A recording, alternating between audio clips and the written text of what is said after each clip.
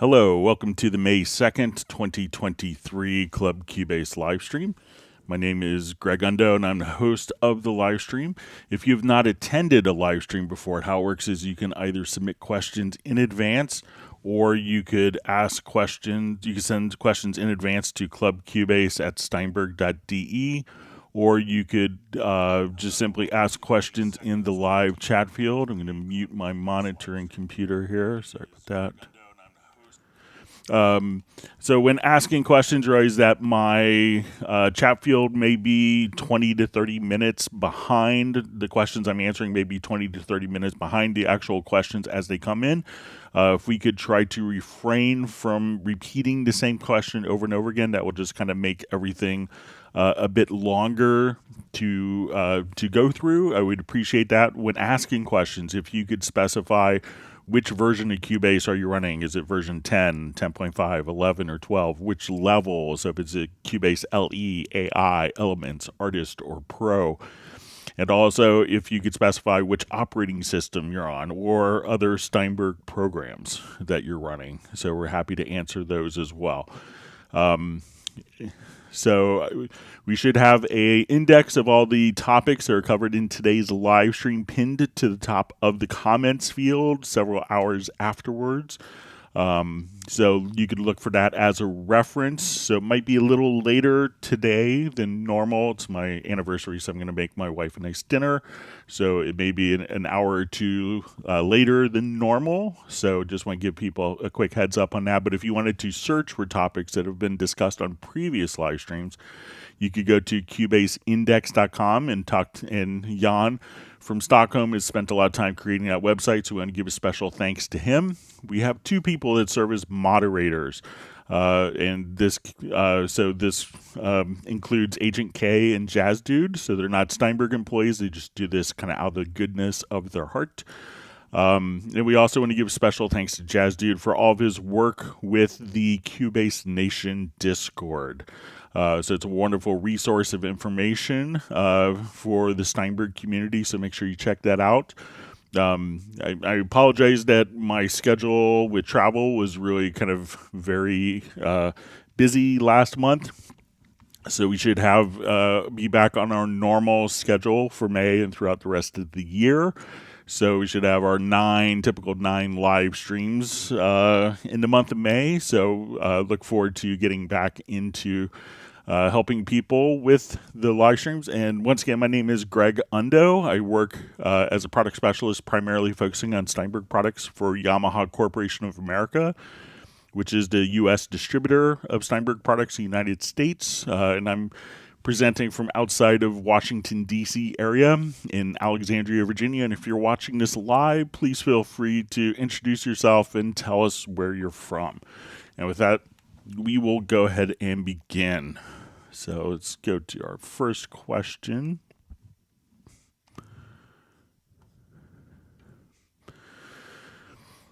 All right, so we have a question. Thank you, Greg, for all. So question, can I set up a key command for that? 2 audio tracks with audio events of different length move first event of track 1 in front of first event of track 2, and so on.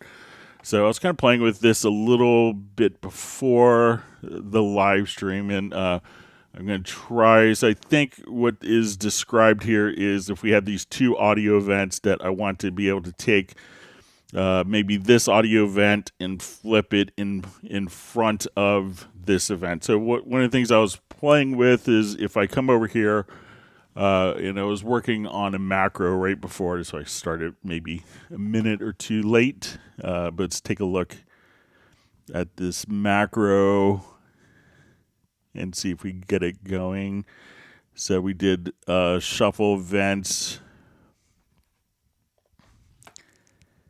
And I'm just going to move this up. So what I think is asked in the question, if we have our 2 events, that we could maybe just kind of flip this particular event to go before this event and kind of flip the order.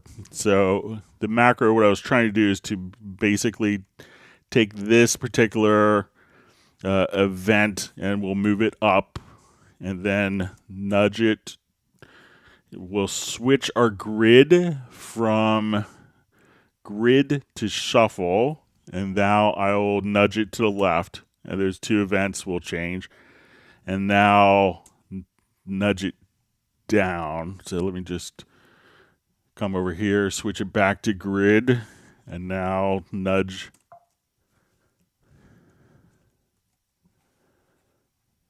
So we can take this event here and let's see if we can nudge this down.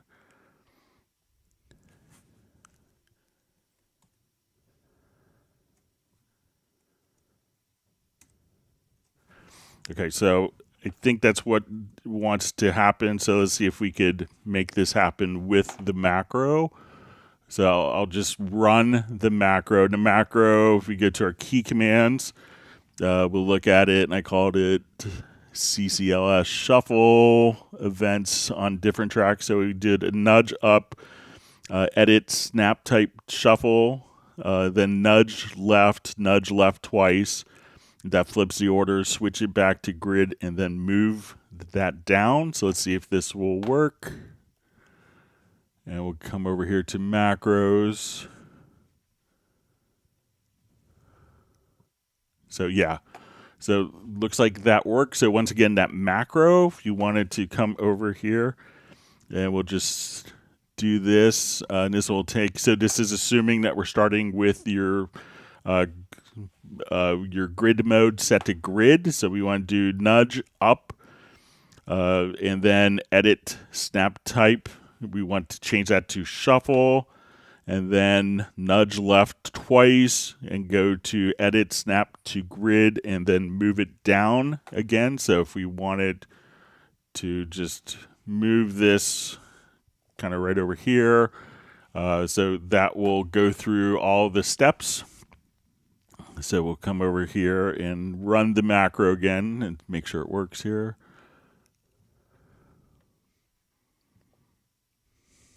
So, but yeah, so give that a try and let me know how that works out for you. All right, wonderful to see Walter Blackledge from St. Louis, Missouri. He asks, Greg, how can I automatically alphabetize VSTs under Studio / VST plugin manager, right-hand column of VSTs? Thanks. So I don't think that there is an automatic way to alphabetize. So we're going to have, when we go to our VST plugin manager, what we do is come over here. If we're creating a new plugin collection, we'll just come over here. So we have kind of the ability to, so I will just, again, I'll just click here. We'll give it a name. We'll call it empty. We'll call it Walter. Okay, so if I add, let's say, number of plugins here, so we'll start with Chopper, Distortion, and Envelope Shaper.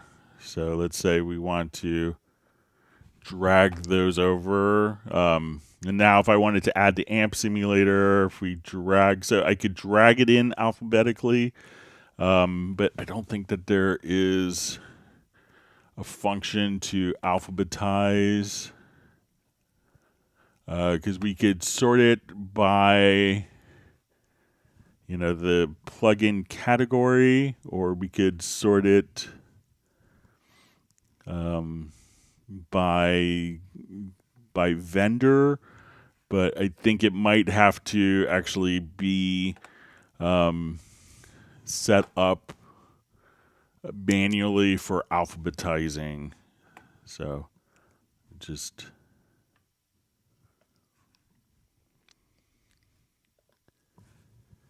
yeah, so I don't know of a way to automatically alphabetize that, Walter. Sorry about that.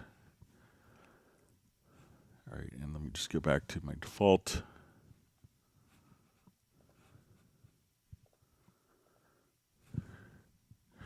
Okay, next question. All right, so we see Matt Elston checking in from London. All right, and we have Agent K on. We have Uno Memento from Finland. We have Brian Sawyer from Beulahville, North Carolina. Great to see you on. All right, so you see, why does my screen say it starts in 2 hours? So when I actually when I scheduled the live stream, it actually, I was in California, so it scheduled it for 1 p.m. in California time. So I apologize for the confusion. All right, wonderful to see Benny from Sweden. All right, wonderful to see Jan from CubaseIndex.com.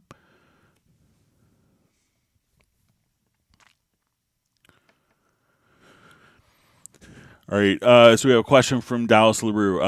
Question is, when setting up a mono input track, is there a disadvantage to having the configuration be set to stereo? I need stereo inserts for isotope relay modules for visual mixing. So you could definitely do that. So there's no real disadvantage of that. So a lot of people will create a stereo track and just have a mono source so that they could have stereo inserts. All right, so Mark Isper says, do you know well about microphones and headphones? So I have lots of different microphones.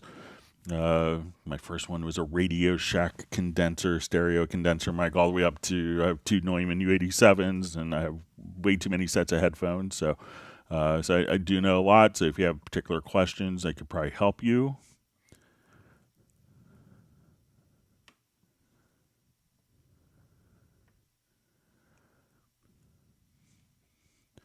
All right, so we see, all right, so we have Arnold Sloth Mary saying hello to everyone. All right, we have a question. So we see a question. I'd see changing his scales by wheel of mouse. Is it possible in the future?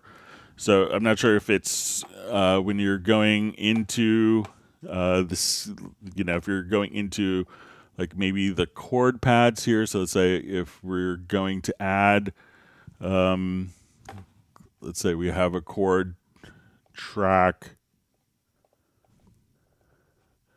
and let's say if we go to this scale assistant, so you can just kind of click on the plus sign here to rotate scales, but I don't know of a way to automatically have that with your mouse scroll wheel, but I think that's pretty fair way of being able to rotate different chords. So let me know if that's the window that you were referring to.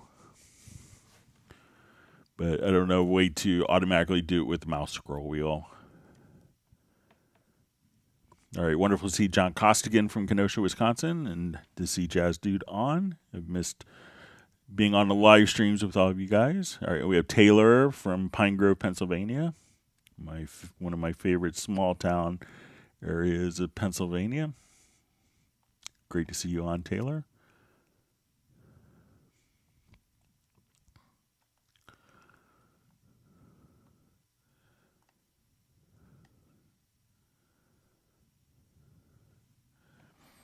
Okay, my chat field just jumped. All right, great to see Scambot Terminator on.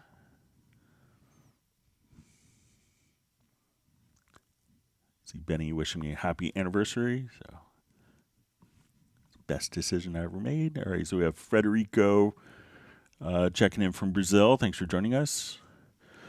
All right, so Arnold asks how to mute selected notes, maybe with the help of a logical editor. All right, so let's go ahead and let's mute some MIDI notes here.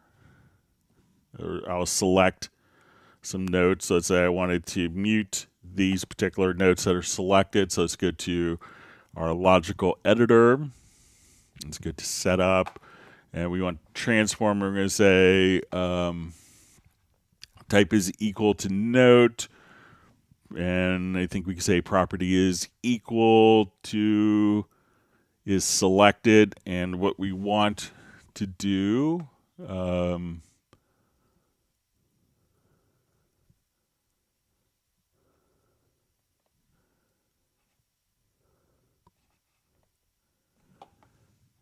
let's just see if we could.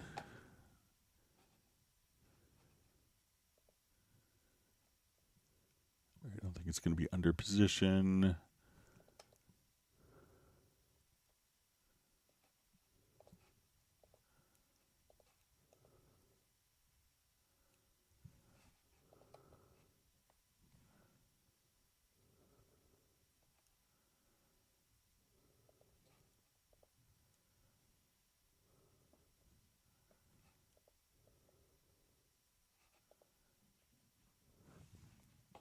All right, let's just see.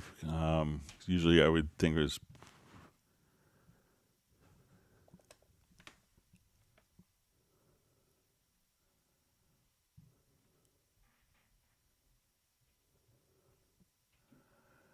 Okay, so we could delete the notes.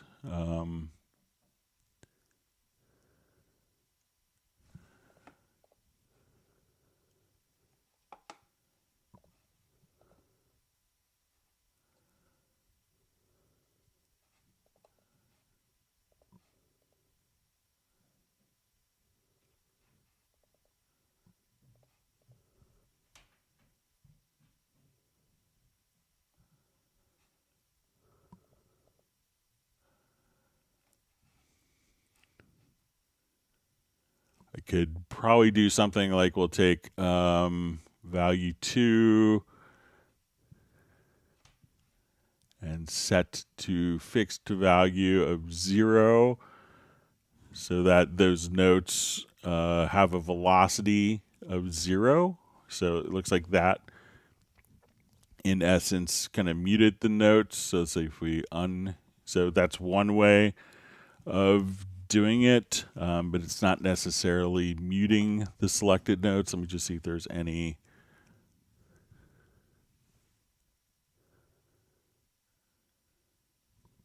other MIDI functions here.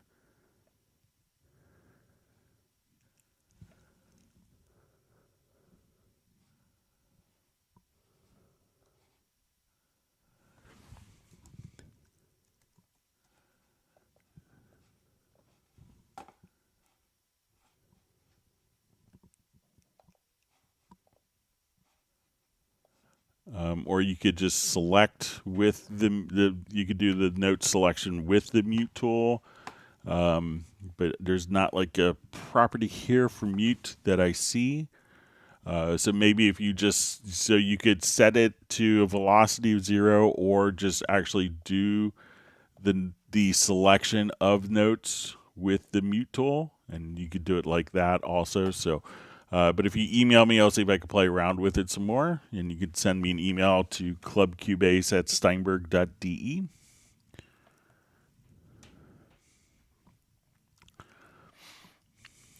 All right, so we have Lulama from South Africa joining us. All right, so Taylor asks, when should/shouldn't insert ixml chunk be used? So when we see the insert ixml chunk, that's just going to allow you to work and embed metadata. So a lot of times if you're putting it on like a streaming service, that when we go over here to your export audio mixdown, so we'll see our the insert ixml chunk. So this would allow you, so let's just choose like stereo out. So that would allow you to have particular metadata that would be embedded within the particular file. So let's say if we wanted to come over here, so we can say, okay, I wanted to put the song title, so this could be recognized by some of the different streaming services. So you don't have to do that. Some people will put it in just to have that metadata, so that's embedded within the file itself.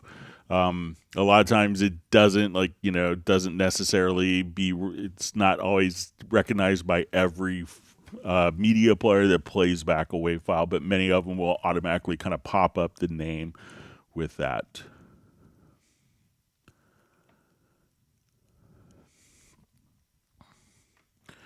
All right, we also see, how do I clear prologue cannot be found message when Cubase 12 opens?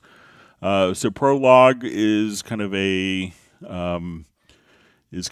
earlier instrument. So prologue, I'm not sure if you copied over files from Cubase 11, but prologue isn't designed to be running inside of Cubase 12.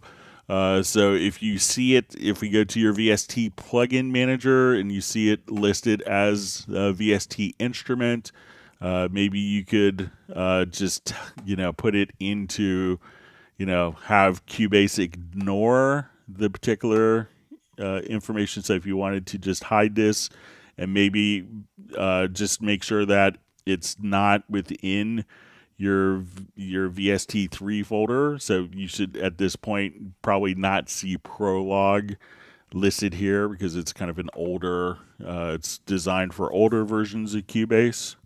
I know some people will take like DLL files and copy it over.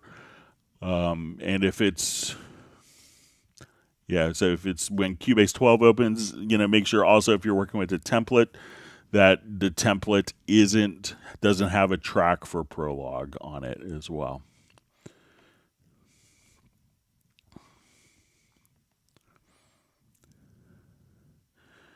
All right, so we see Filter Freak, who's happy to be here on this sunny UK evening. So,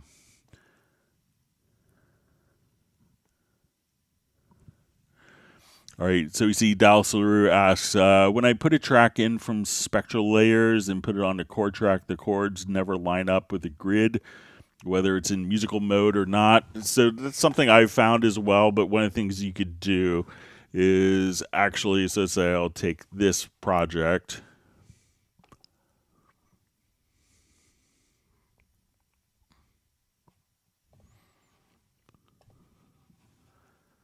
So say we have a chord track and I want to take the guitar part here. And we can see that sometimes these chords may not perfectly line up on a grid, but let's say, okay, we know that maybe we want the chord changes roughly on the beat. So if we look at this, we can see that this is slightly ahead. So I'll hold down Shift and double click, and then I think you could just hit Q for quantize, and then you could quantize the chords to then kind of fall directly onto the grid. So let's say if I wanted to set my quantize value to quarter notes, so again, I will just come to the chord track data, and just hold down Shift and double click, and then set an appropriate quantize value, and then you could quantize the chords to the grid.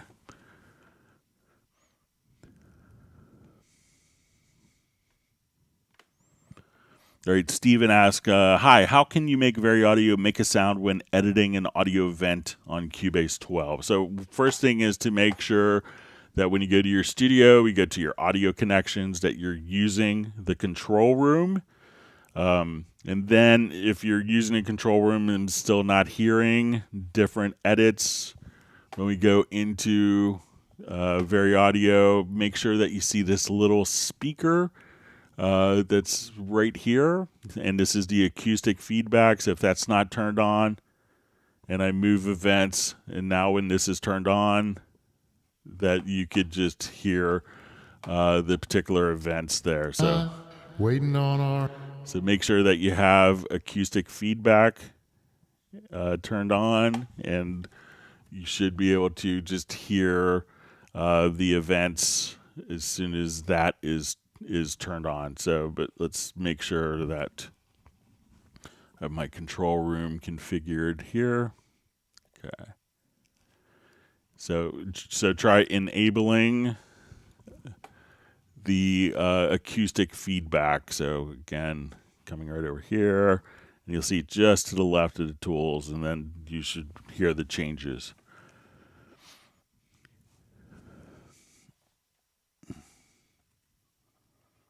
All right, so you see comment, my music sounds better than music of radios of 90s. So it's probably a lot more sophisticated equipment that we have now.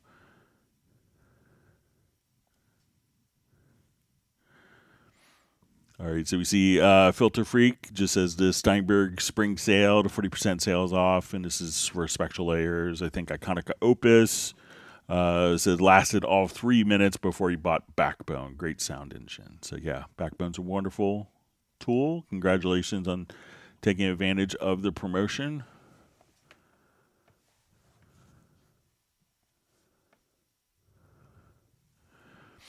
All right, Scambot Terminator asks, question, why is it that when I close a project, it'll ask to save, which I do, but when I reopen it, tracks I set up are missing? So generally when you're prompted to save is when you're closing a project and it notices that there are changes that there are changes that have been done since the last save. So that's generally what prompts it. It says which I do, but when I reopen it, tracks I set up are missing. So I haven't run into that. But if you have a particular project that you're running into, but make sure that it's not, saving it under a different name. So sometimes when I see that happen, it's maybe when I've encountered that with other people, is maybe it's automatically incrementing a save, or it's being maybe saved as a backup. So make sure that there aren't two different project files. All right, wonderful to see Soren checking in from Sweden. All right, and we see Michael Pierce says evening, wishing everyone well and that everyone is enjoying the beginning of May. All right, we have Beltram just saying from Sweden saying hi. Wonderful to see Michael Teams from Weatherford, Texas. I missed interacting with all you guys, and great to see Nick.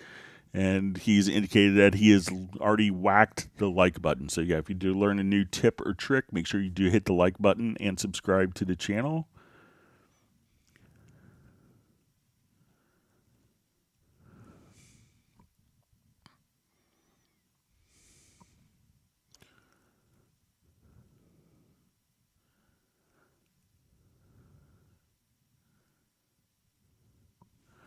All right, so to see why do your program with complex and strange settings for users, a la me?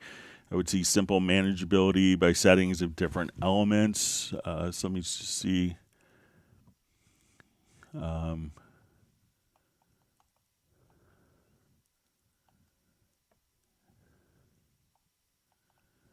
So if there's if there's a particular feature or function that you find difficult, in particular, just let me know, and I'd be happy to kind of maybe show you the logic behind it.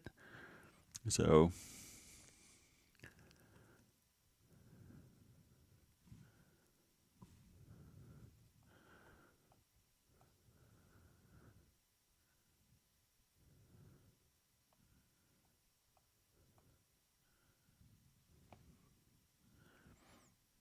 All right, so you see, all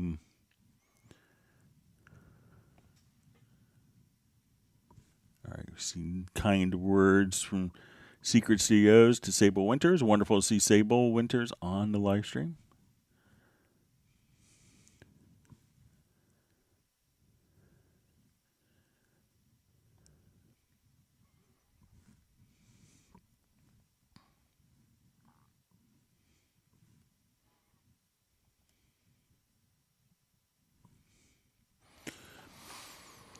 All right, so we see from 16 Flow, teach using MIDI rack when creating a beat and also mixing, here from Kenya. So thanks for joining us. All right, so let's say if I wanted to make a quick beat. So I'll just come back to this project. So let's say, okay, I have just kind of like an 808 style drum pattern here. So I'm going to just come over here. So I have this set up inside of Groove Agent. So when I go to load up Groove Agent, I could have some different sounds. And let me just make sure this isn't muted. So. All right, so if I wanted to program just a quick beat,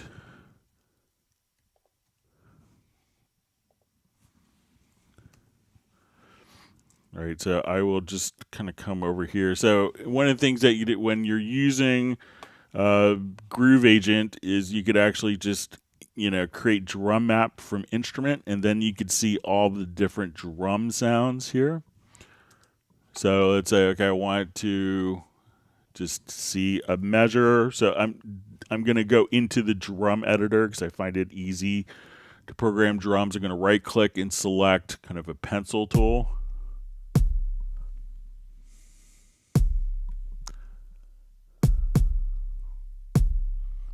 And let's say, okay, I want to put a clap so we can see kind of our grid.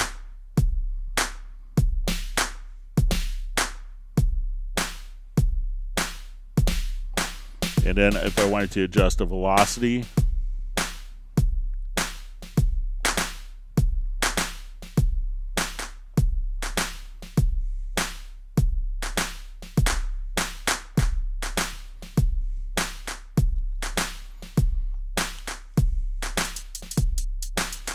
all right, and let's say I just want to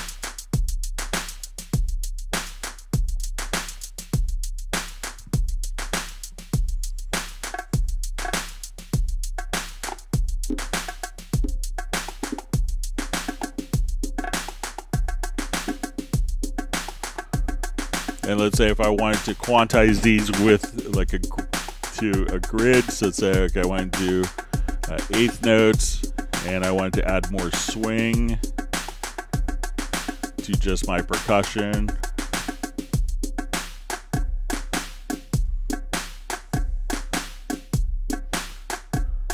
And let's say I'll make it more 16th notes with that swing.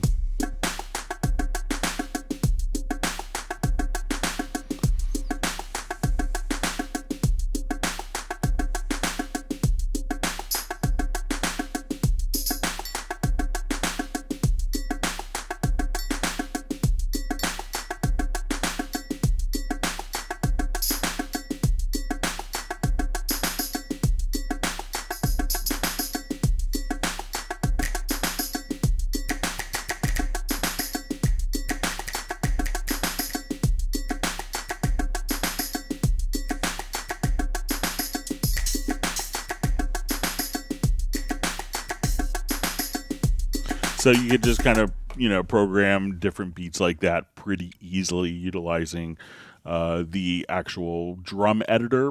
So that's one way of doing it. There's several different tools for doing stuff like that.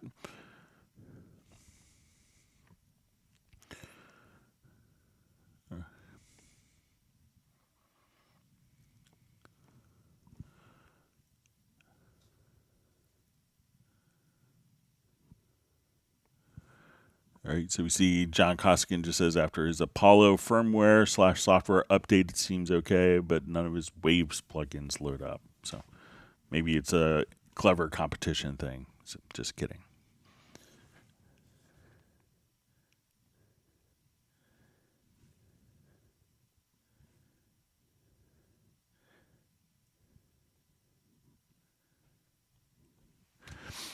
All right, so we see from Mike Weiser asked question, when I copy an event and paste it somewhere else in the project, it also pastes my automation as well. Where in preferences can I turn off copy existing automation with an event?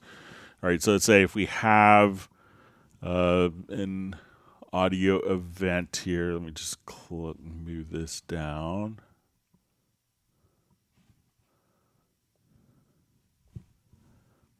All right, so let's say we have automation on this particular event.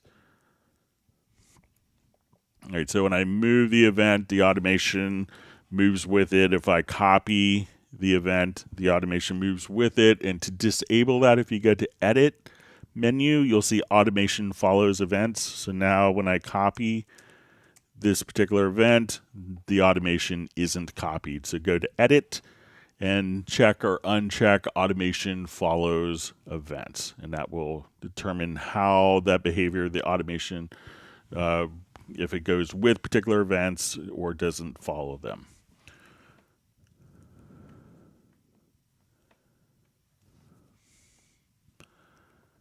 Okay, so we have a question. How to make toggle command on show only tracks that contain data within cycle range. Okay, so let's say if we have cycle range here.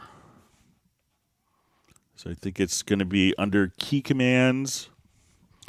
And I think it might be under channel and track visibility.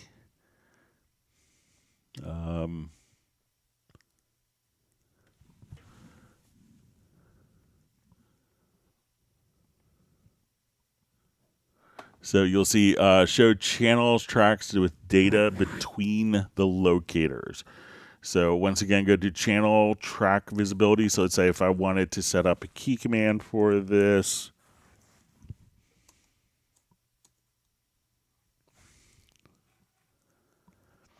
So now I could just kind of come over here and let's say if we're in the mixer, or you could just come over here to different configurations. I could say show tracks with data between the left and right locators. And then you could just simply set up your key command for that. So once again, it's going to be under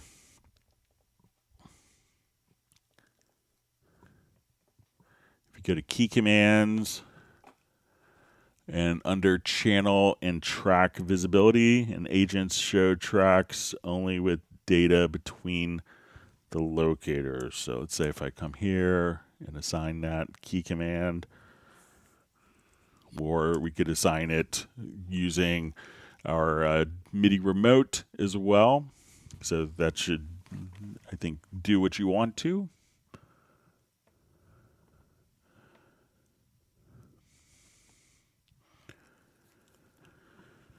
All right, so we have a question from Filter Freaks. It's glad to have you back. So it's nice to be back on the live streams. I've missed doing them. It's better than being in corporate kickoff meetings, I think. More rewarding for me, at least. So the question is, do you know if Steinberg are planning a standalone version of Backbone? So I haven't heard of one. I think most people, would tend to run it as a plugin within a DAW environment. But I haven't heard of a standalone version. But let me just check just to make sure I haven't looked at it. But yeah, it doesn't look like it's installed. But I'll pass that along to the team that people are looking for a standalone version of it.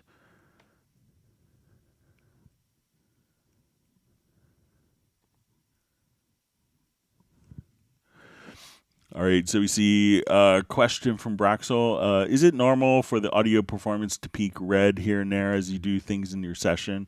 I'm trying everything to get the CPU, RAM, and GPU down. Please advise. So, I would say that once your CPU is kind of hitting the load, and it's kind of hitting maximum, you'll feel the program start to slow down and kind of chug along. So I would say if that's not, if you're not experiencing that in your projects where, and you'll know when it's like when you hit play and stuff takes a while to actually execute, or just the program seems very sluggish as you're kind of, reaching the end of your processing power. That's when I would worry about it. If you have sometimes if you have the performance meter and you just hit play and it's, and it has to play 100 tracks, at once, you may see the disc meter spike, and I would say that's normal. So, but I think that you would feel it when you're approaching your CPU, and I wouldn't worry about it until then. All right, so we see a question. Is there a way to see or how to figure out which plugin causes freeze or crash on Cubase 12? So sometimes when you get the diagnostic report, it'll indicate which program or which plugin causes the crash. Depending on the state of the plugin, if it's VST2 versus VST3, there are some different considerations there, but it's not guaranteed. Sometimes a plugin can cause the program to crash before it could figure out that it caused it to crash. So there isn't a way, but a lot of times when you get the safe recovery mode startup, if you look at the top, it'll indicate which plugin is caused to crash. But there's such a wide variety of plugins and coding developments and styles that it may not indicate I'm sure like some plugin companies may not want it to be known that their plugin crashed.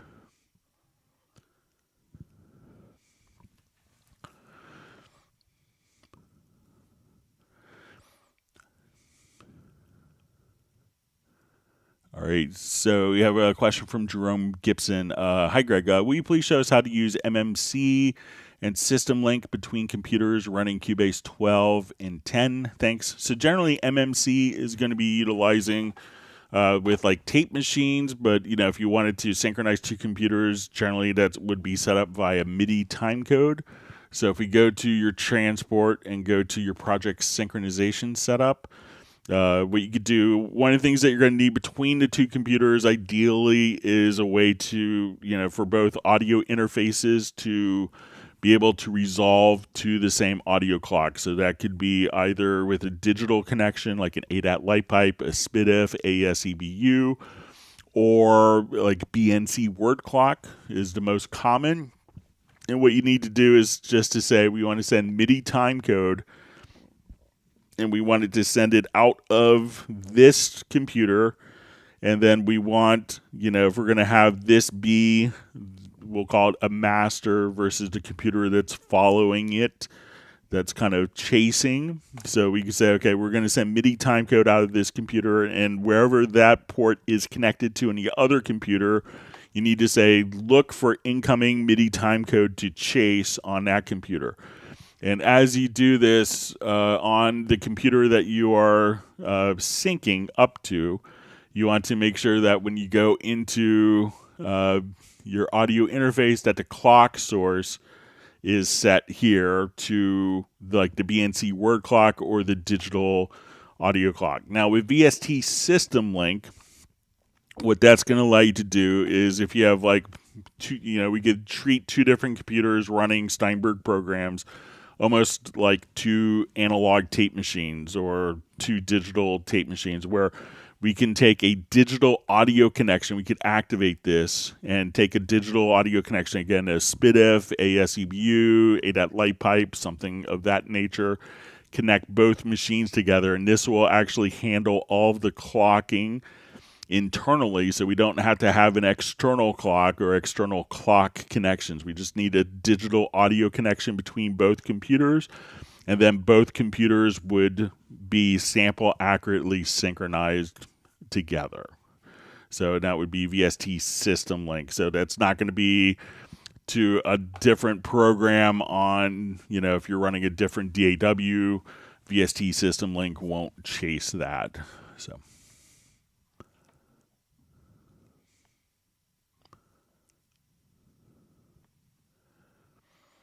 okay, so we see from Sable Winters, are we back on schedule? Zoom today or per usual? So we'll do our Zoom, I think it might be the 30th of the month. I think it's right after, in the U.S., right after Memorial Day. So the very last live stream of the month. I didn't want to take time from our previous month, since we only did 2 live streams, to do a Zoom meetup. So we'll do our customary monthly Zoom meetup on the very last live stream of the month in May. So I guess Jazz Dude looked it up, May 30th on the calendar. Okay, wonderful to see Jeff Zabelski from Chico, California. This is where it's a cooler, overcast day.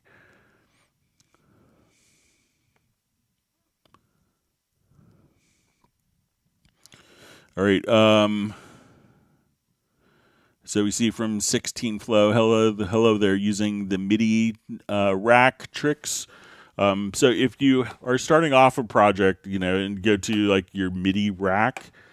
So let's say if we're doing just a new project and I wanted to use like one instrument as the basis for like in a multi-timbral mode. So I could come over here and we could add a rack instrument. So let's say, okay, I want this to be Hylian Sonic. And then it'll ask you if you want to automatically create a MIDI track that's assigned to that. So now we could just come over here and access our different sounds. So let's say I just want to load up a quick patch here. All right, so now we're playing this. So in previous generations, this would be very, very much like a synth rack full of outboard gear that you would send, and that was the concept. And then we introduced instrument tracks that simplified the process, so that when we added an instrument track, that we would see it show up in the rack. So it's like Backbone, that's on promotion currently. So we could just come over and we can see we're going to add that particular instrument, and then that's automatically added to the rack. But if it's kind of a multi-timbral instrument, one of the cool tricks is if we add a number, we select it and add a number of MIDI tracks here, so we'll just come and we'll add MIDI tracks. That these MIDI tracks will automatically be sent to the same MIDI output port, and the channels will be incremented. So if you wanted to, so you can see that this is MIDI channel 9. I go back, MIDI channel 8, 7, 6, 5, 4, 3, 2, 1, etc. So that way you could, a lot of people use that for more multi-timbral use, where multiple channels are accessed within a single instrument, so that we could have one instrument and multiple sounds playing from it. So that's when a lot of people would use the MIDI rack.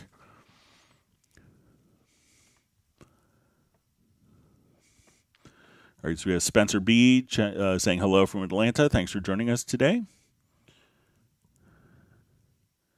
Michael Teams is on the case with virtual ice cream deliveries.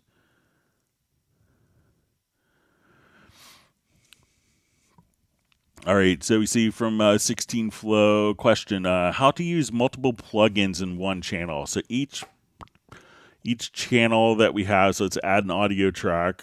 So to start off with, we could have, just on the audio itself, we can look at, so when we open up our channel settings, so we could have 4 bands of parametric EQ on a channel level. There's a full channel strip, which will include a gate, compressor, our EQ, envelope shaper, or de-esser, and then saturation, so 3 forms of saturation and 3 different types of limiters. In addition to that, we could have inserts, so we could have a number of plugins that will be just dedicated. So we can have 16 plugins here, and then if we wanted to change the order of plugins, we could do that as well. So say, okay, let's come over here, let's add the Octaver, and I wanted to switch the order of inserts.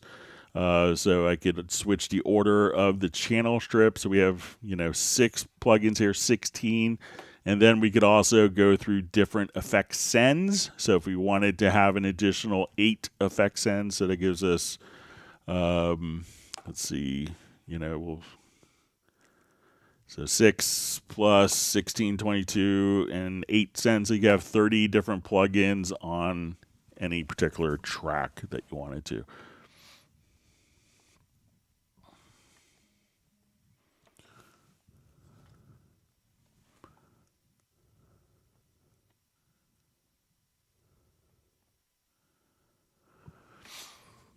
All right, Spencer B asks, is there something within Cubase that may help me to identify the root key of a song I may have imported into Cubase? So just, we'll show you what you could do here. So let's go back to this project, and I'll activate it. So whether it's going to be audio-based or MIDI-based, what we could do is just, let's say I have like a guitar part here, just as audio. So I'm going to take this guitar part and I'm going to open up a chord track, just a blank chord track. And then I could drag that guitar part to the chord track. And this will tell us the chord, and we'll see the key indicated directly below the first chord will generally indicate the key. So whether you're doing a MIDI part or an audio part, drag it to an empty chord track. You'll see the chords, and then it will derive the key in the bottom lower left-hand corner of the chord track where the audio or MIDI data starts.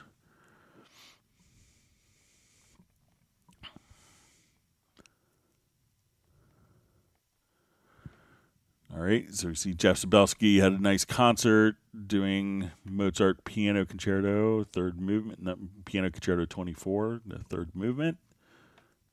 It's great. I'm going to play with my son's school orchestra tomorrow night. Looking forward to that.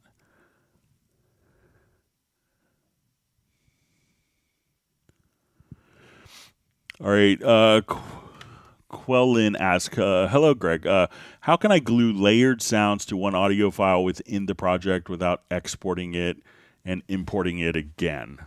All right, so let's say I want to take all of these background vocals. So I wanted to take all these background vocals here and basically turn it into one file. So I could select the events and we go to render in place.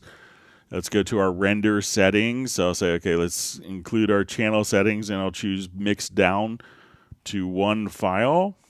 And just come over here. And let me just do it a little differently. So we'll have all those selected again. Let's go to render settings, and I'm going to make this into one event. And then we can mix down, we can give it a name. So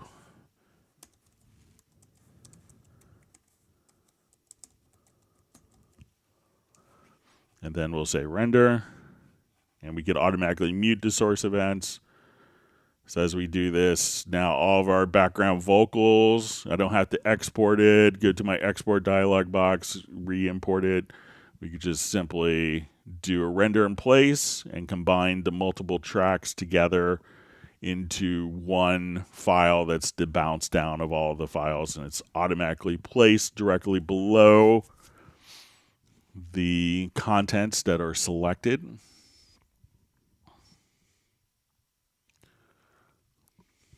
So as we do this, and now all of our background vocals have been just bounced down directly to this file here. So that's Oh,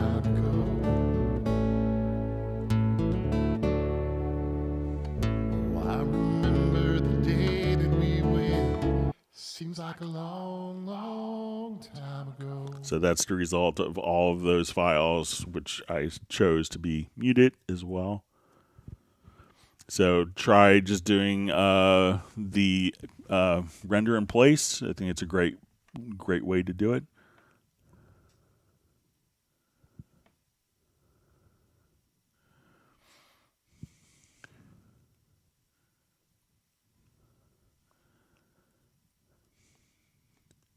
All right, so Sable Winters just says she's feeling so much better, guys, so it's great. Thanks for sharing. All right, Michael Pierce says another Greg special rhythm workshop. Love it. May start dancing. All right.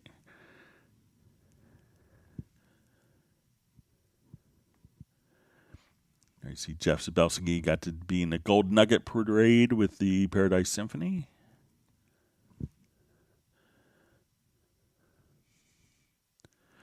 All right, so we see a question. Is it possible to have on track two colors, one on the main part down and one on the fader part? Okay, so let's say if we look at our mix console, I could have this event be a different color. So let's say I want that to be green, and I could have the track be kind of more of the blue color. So that way I could have, my events could be independently colored from the actual track color.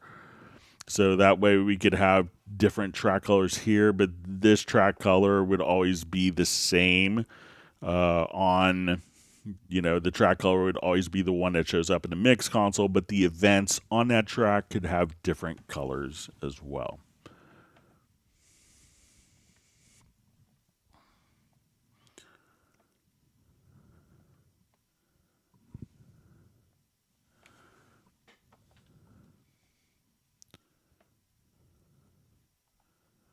All Just reading through comments. Thanks for all the great questions.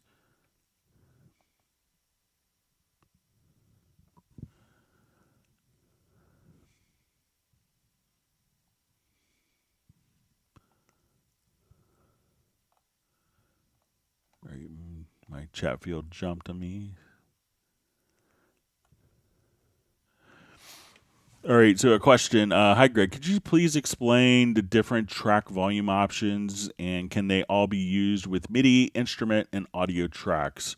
Do you have to use the same type for all tracks in a project? All right, so a couple different ways of adjusting volume. So let's say for audio tracks, we have the clip volume here. So we could do that directly on the event. So, and that's before it hits the fader.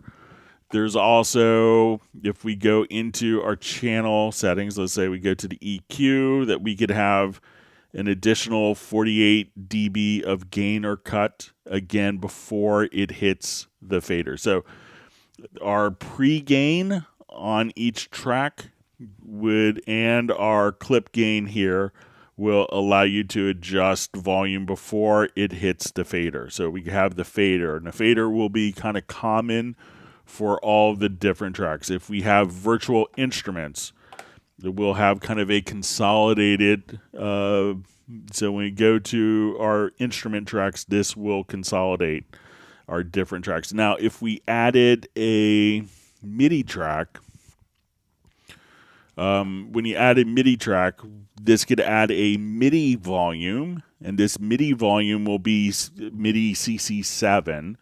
So that's the MIDI continuous controller, but the instrument itself can also be automated for volume. So, but generally, and if you wanted to, if you have a MIDI part, you could also just select like your CC7 of volume. So we'll just come right over here, and you could draw in volume, and that will be reflected on the MIDI fader of the mixer. Some people find that the MIDI volume can be, more coarse because there's only 128 steps than they're liking. And then with the virtual instrument, so if you have external MIDI, this is how you could automate it. But virtual instruments will have a higher level of precision that you could automate directly from the mix console here. So if you just wanted to go to your virtual instrument volume, you could adjust that and have more precision than what typical MIDI volume is. So a lot of times when you're working with a MIDI track that's routed to a virtual instrument, Cubase kind of allows you to work with the instrument volume and may make the MIDI volume like you may have noticed that when I added a MIDI track that the volume immediately went to 0. And that's because this way it's not going to conflict with the volume of the instrument itself. But MIDI tracks generally don't have like clip volume or pre-gain volume like audio tracks.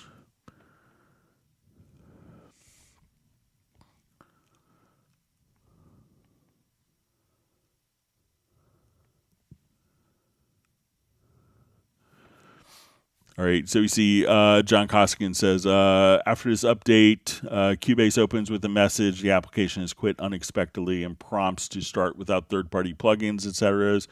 I hit cancel, it runs okay. So generally there's probably one plugin that's not cooperating with your system that's causing it maybe to crash at the end, and that's why you're getting that prompt. But if you hit okay, and it's working fine, and you're able to access all your plugins, maybe it's something with your Waves plugins that, is causing the crash and why your Waves plugins aren't showing up after your UAD update.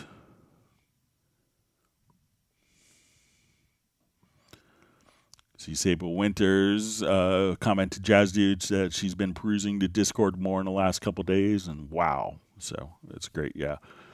There's a lot of amazing information in there.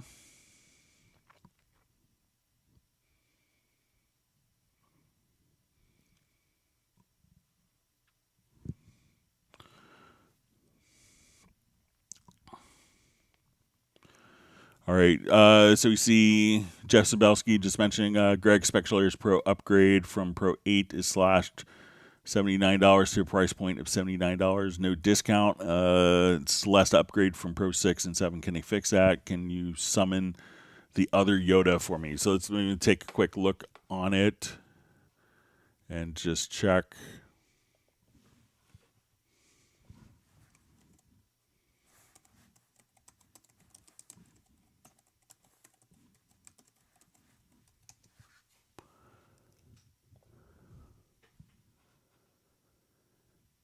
As part of the current promotion that's going on.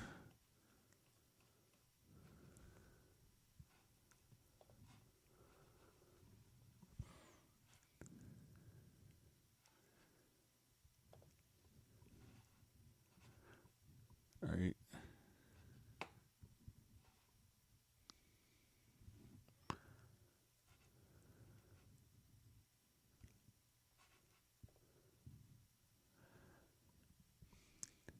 So it could be that maybe the let me just see here.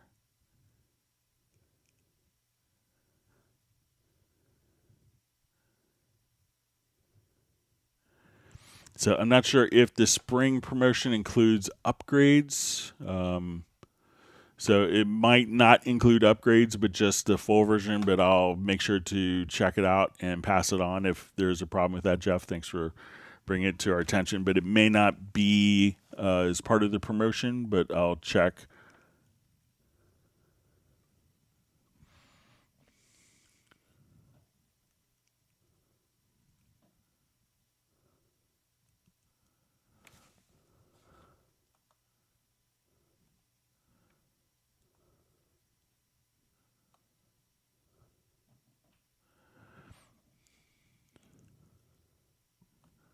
Okay, so you just see from Eclipse Sound patches, I meant toggle under one button.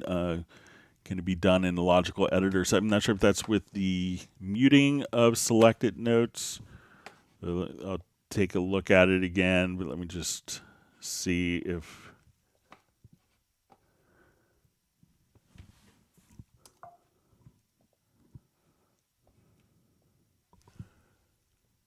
It might just be, let me just see if it's...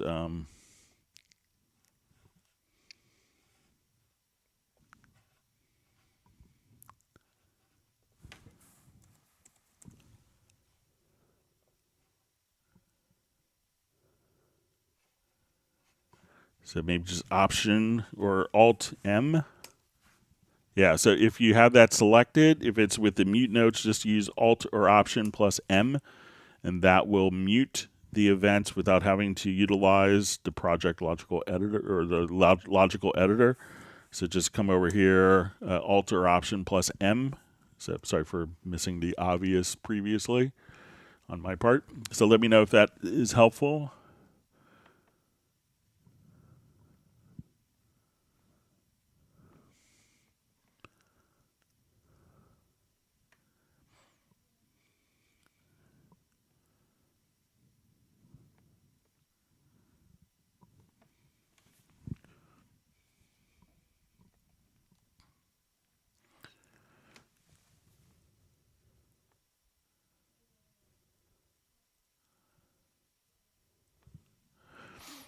All right, so a question, is it possible to set up faders on mix panel to see if compression is going on like Pro Tools have, like an indicator to see how much compression is on channel? So I think you could do it with the built-in.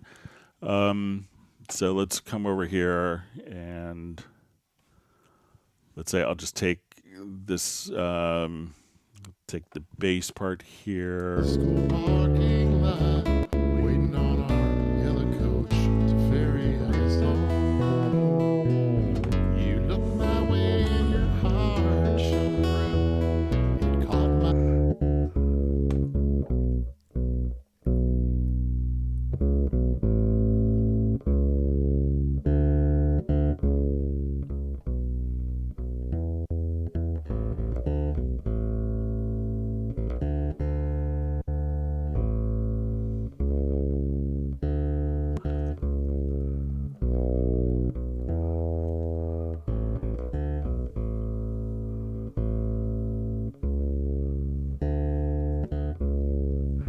think you can see it. I'm trying to remember, like with.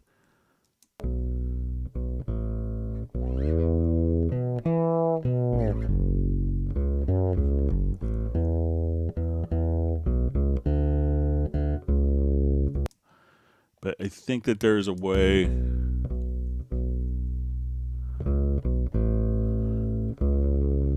may have to switch my meter positions. Let me just.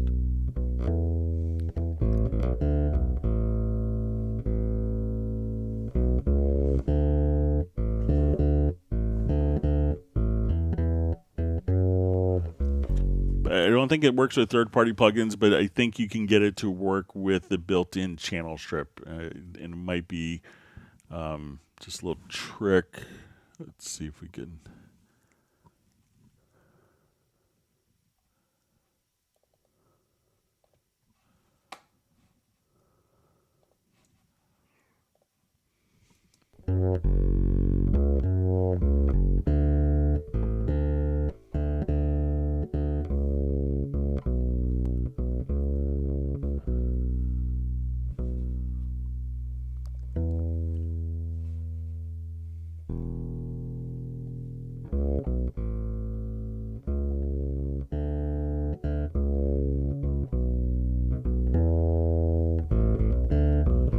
But I think you could use it with the built-in channel strip, but not with third-party plugins. I'm sure someone will help me with my brain cramp to get that going. But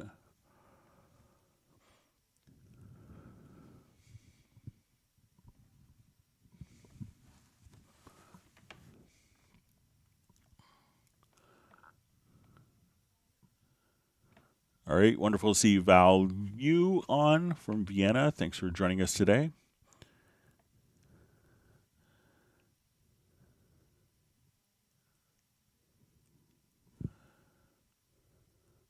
Braxel is just wondering if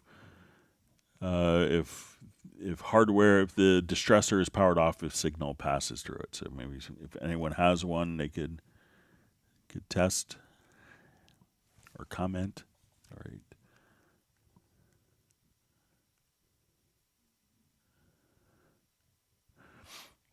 All right, so we see. All right, so you see a question from Val Yu. How can I copy volume automation of a MIDI track and paste it to volume automation of a track? Okay, so let's say I come here and we have volume automation. So I'm going to select that and let's copy. So I'm going to hit just Control or Command plus C. Now let's come over here and then let's select this lane, and then we could paste, and then we just want to make sure that the automation, so make sure that you select the automation lane, and if you hold down Alt or Option plus V, that will paste it at origin. Otherwise, if you just hit Control or Command V, it'll paste it where the cursor is. So just select, copy the automation. And how I selected the automation here is just, and you want to, as we work with this, you may have this set into like a multi-mode. So if you kind of just take, automation here, we could, move it to different areas if you wanted to. But if you wanted to actually copy the nodes, make sure that you're in kind of the object selection mode and that you select that, copy, and then let's say I want to paste here where the cursor is. So, but open up the volume automation lane so that it has a destination to paste the automation data into.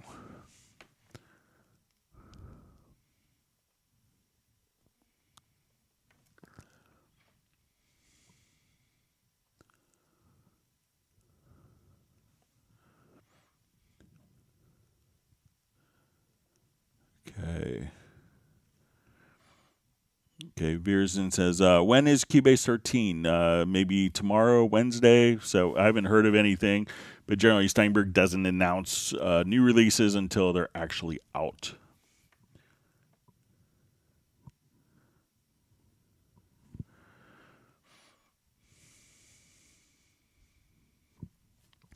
All right, so we see from Got Yours says on MIDI remote, I can't seem to get the channel strip plugins to activate using controllers. The command is under selected tracks, insert, strip, compressor, activate plugin, continue read. I see it turns on and off bypass of whole strip, but it will not activate the plugin. I tried to activate the plugin in all channel strips. None of them work. Not sure if it's me or the program. All right, so let's see what we can take a look at. So I'm going to come over and set up our MIDI remote here.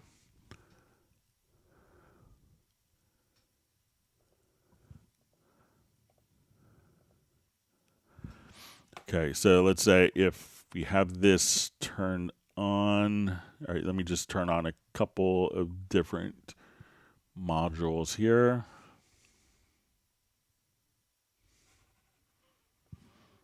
Okay, so let's say that these modules are off. All right, so let's come over to our MIDI remote and let's go to our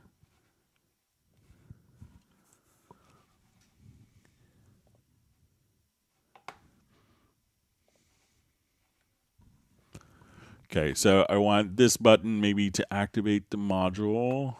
So let's look under selected track.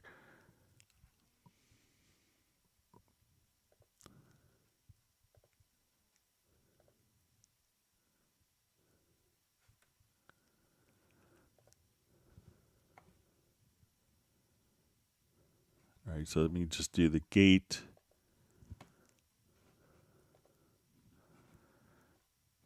And then I will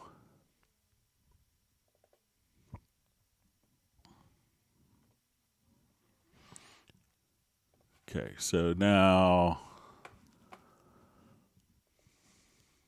let's open this up.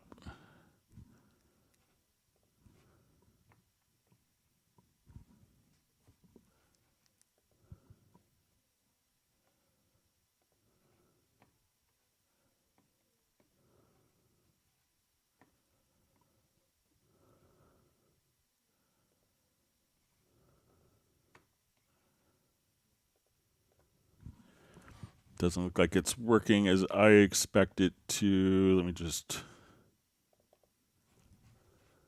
open that up again.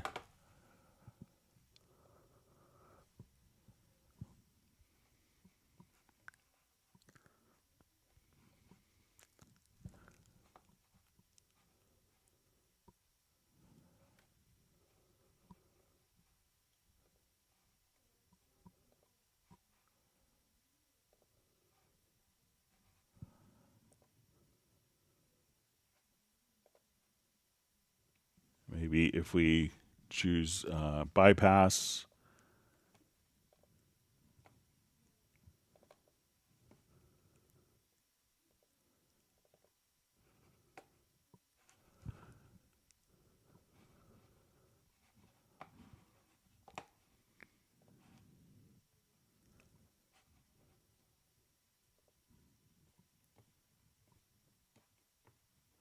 Yeah, so try the bypass plugin, and that looks like it toggles. So just come over instead of, so go to your selected track to insert and strip effects and go to strip, and then instead of activate, try to use bypass instead, and that will toggle it on and off.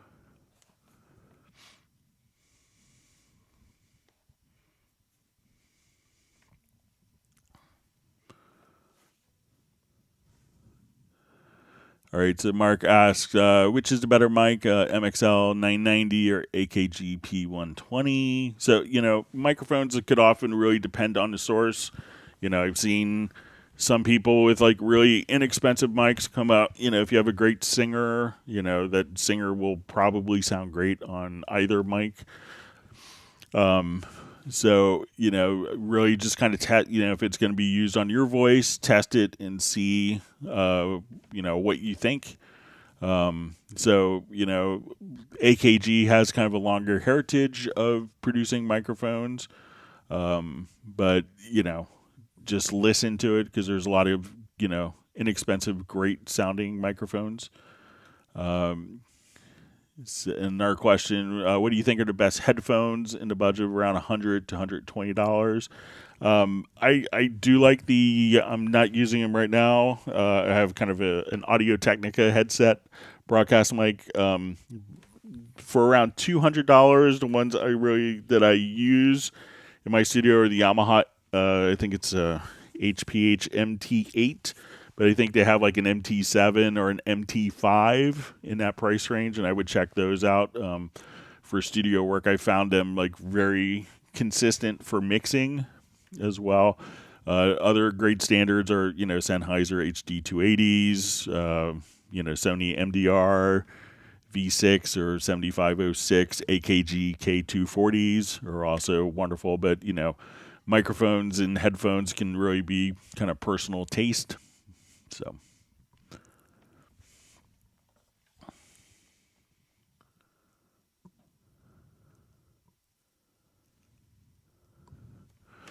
All right, so we have just a question. Can I copy my machine controller settings I made in Cubase on my old PC and load it to my new PC?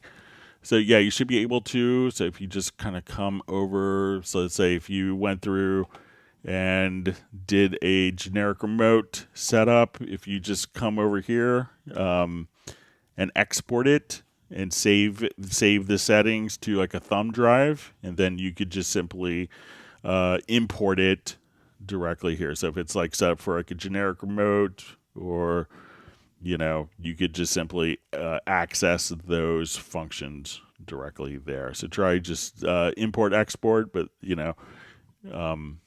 and let me know if that's how you have the control settings set up for your machine.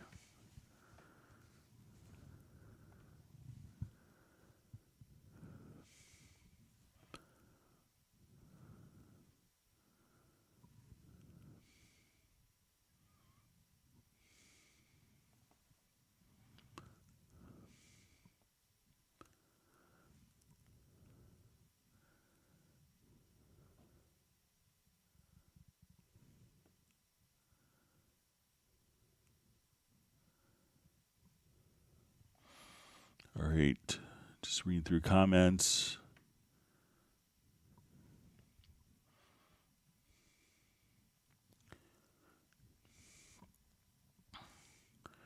All right, so we see I bit the bullet and bought Halion 7 and loved the user experience. Would it be worth it to purchase Absolute 6?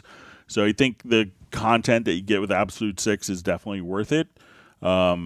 So, having the Grand is still like a phenomenal piano sample, having HSO plus all of the other instrument and content sets. So I think it's definitely worth it.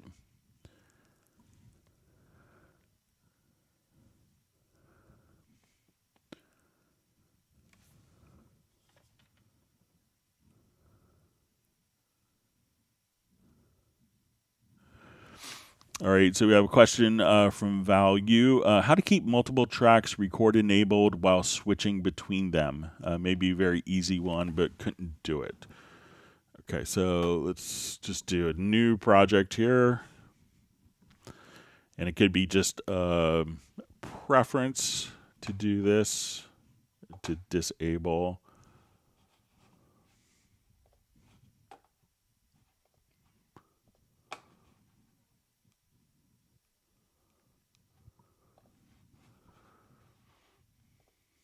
Okay, so let's say we have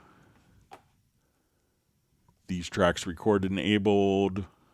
So let's say if you go to preferences and under editing, you'll see, I think under project and mix console, enable record on selected audio track or enable record on selected MIDI track. So we'll come over and hit OK. So now as I select different tracks, these tracks aren't affected.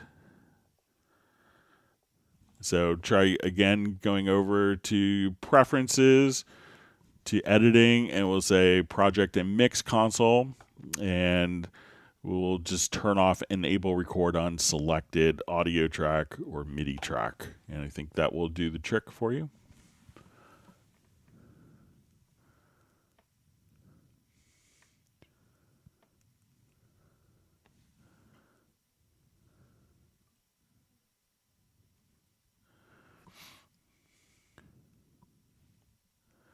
All right, so we see from Secret Studio, sorry if I missed your question, but I think the question is, how do I edit metronome grid looking through the sections of different time signatures where defaults and reflects different grid sizes, but I can't find a place to change it.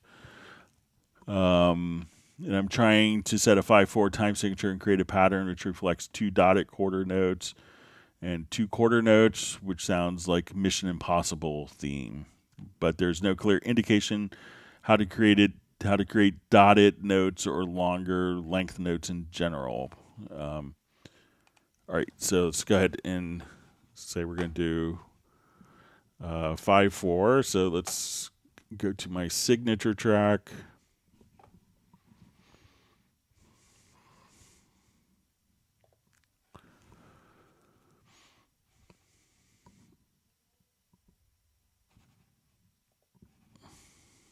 Okay, and we're going to put in 5/4.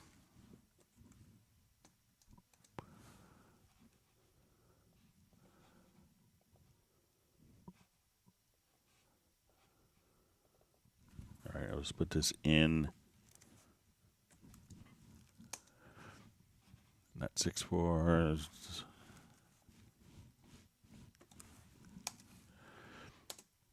All right, so now when I'll just turn this up so we can hear it a little more. All right, so if we want to do different pulses, so we'll come over here and go to our click patterns.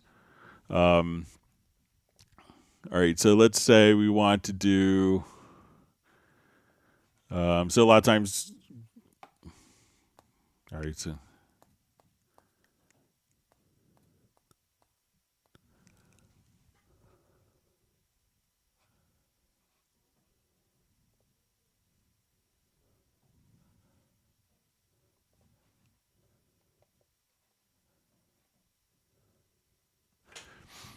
All right, so let me just see if we could do it.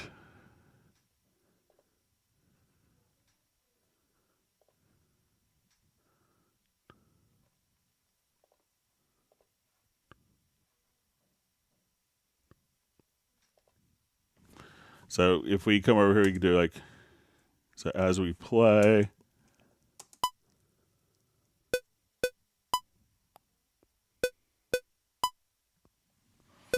All right, let me just make sure I have the.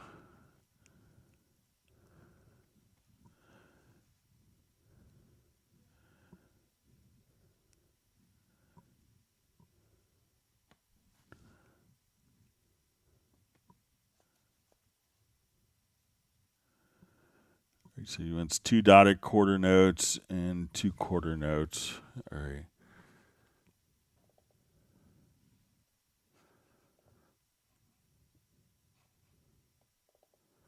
All right, so let's see if we do 10/8 instead.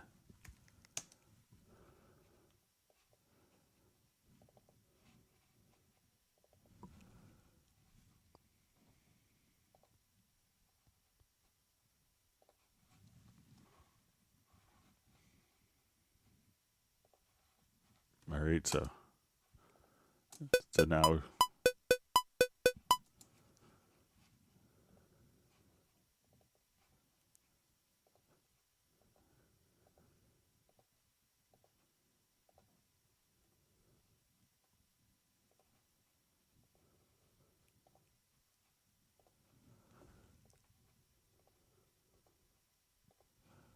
All right, so let's see if we do.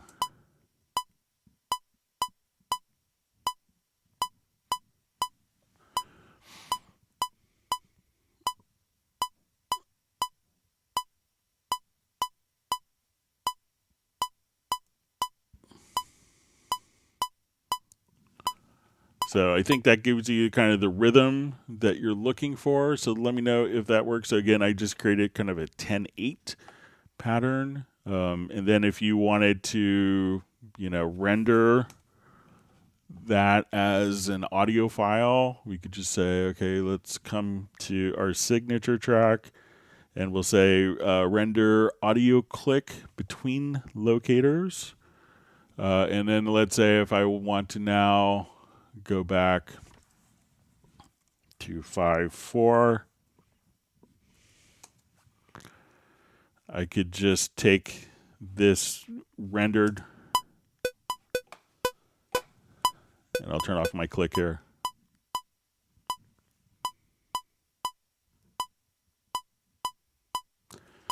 So now if I take it out of my loop mode, and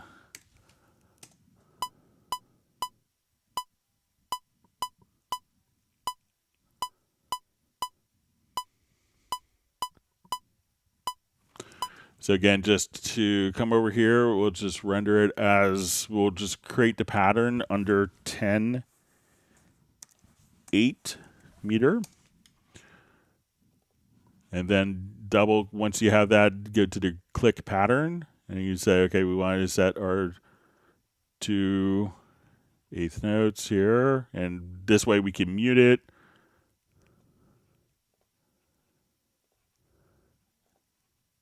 And then you have like 2 dotted quarter notes followed by 2/8 notes, and then you could just render it as an audio file and use that as your click. So let me know if that helps, Jay.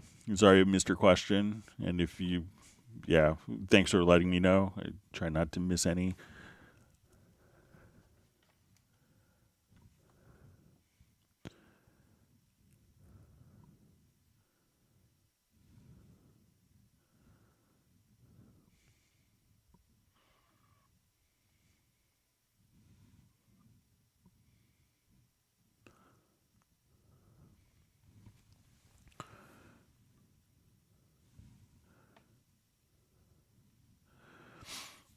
All right, so we have a question from Michael Pierce. It says, I've been mixing for a live gig and importing channels from previous track for the next one.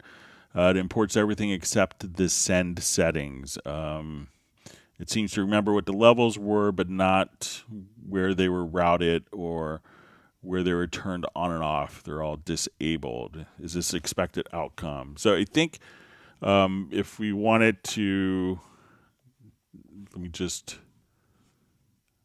jump to this, and I'll just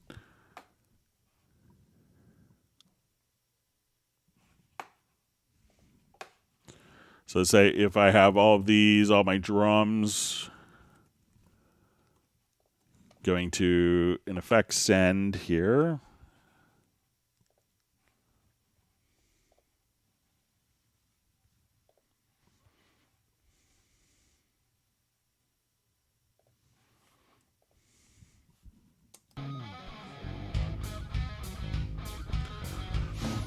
Okay, so let's say we have this, and I'm going to save the project.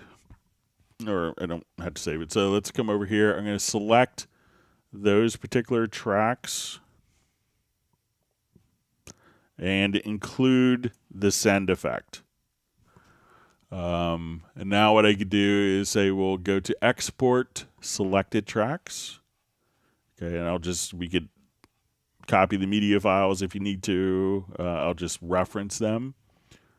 All right, and we're going to save this as Pierce.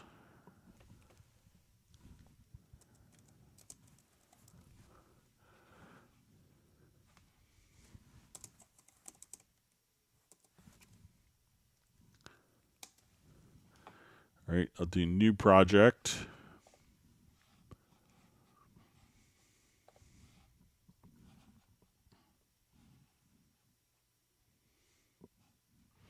And so we export the selected tracks when we import a track archive. So it could be a little confusing terminology. So say Pierce drums with effects. I'll say open. I'm going to select all. And now as we've done this,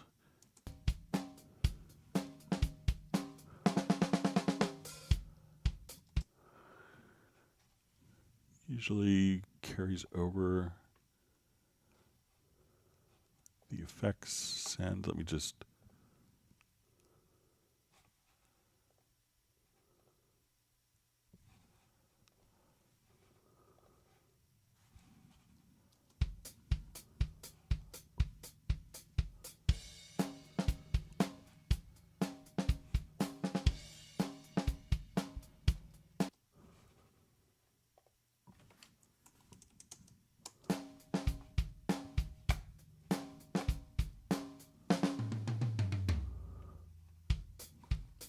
Let me just check.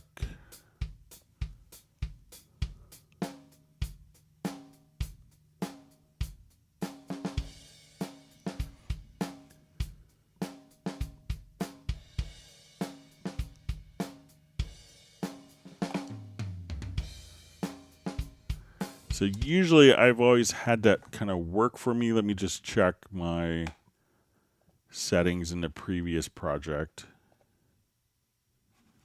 Again, just make sure I didn't do something wrong.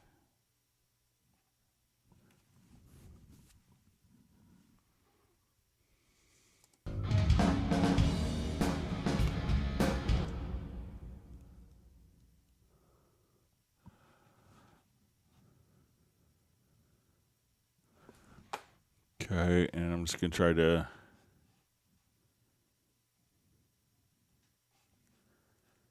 export selected tracks again.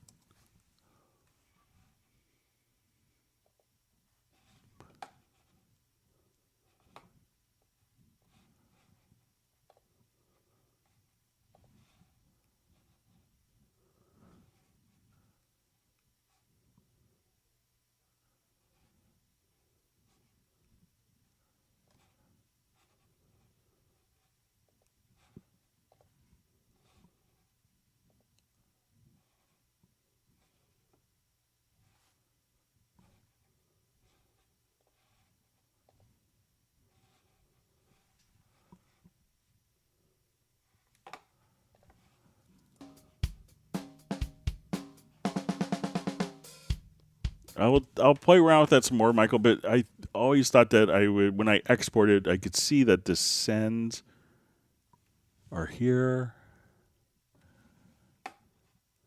but it doesn't seem like it's. I'll just open up the.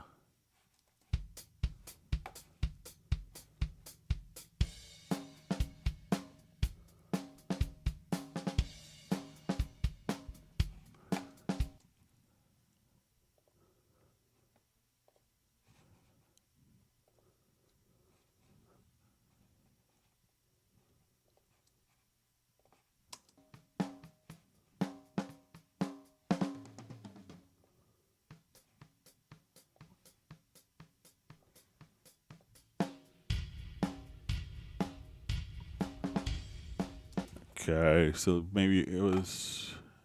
Let me just check one more time.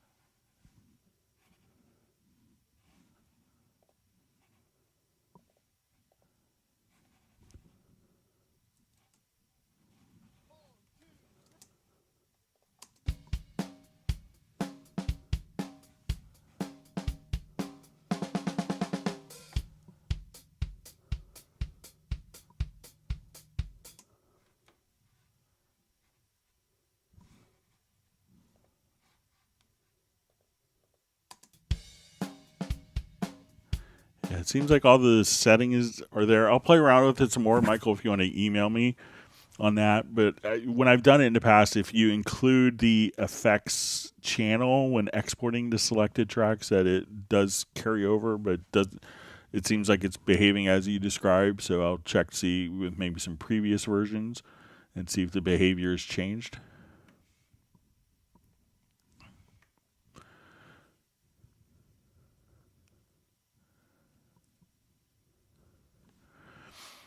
All right, so we have a question from Soren.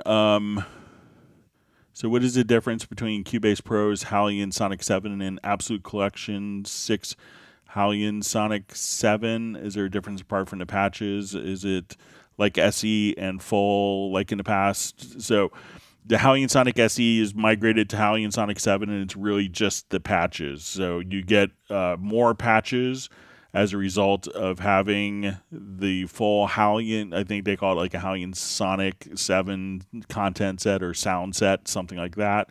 And that gives you a number of different additional sounds that were available inside of Halion Sonic that weren't in Halion Sonic SE. So it's just some patches. So it is very similar to the past, but shares the same name.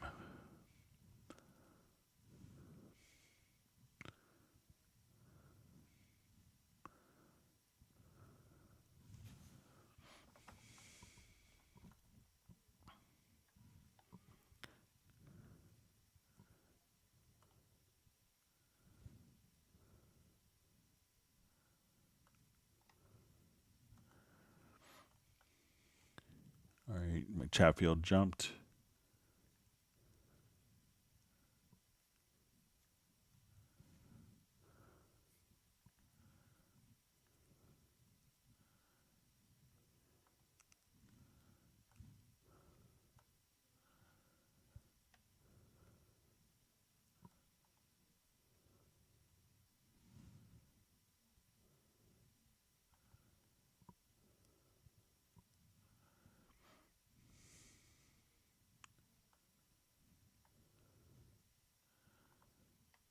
All right, just finding my spot here real quick.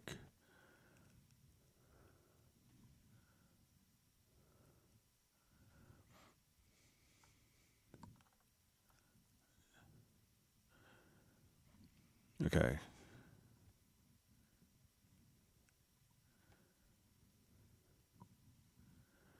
All right, just reading through.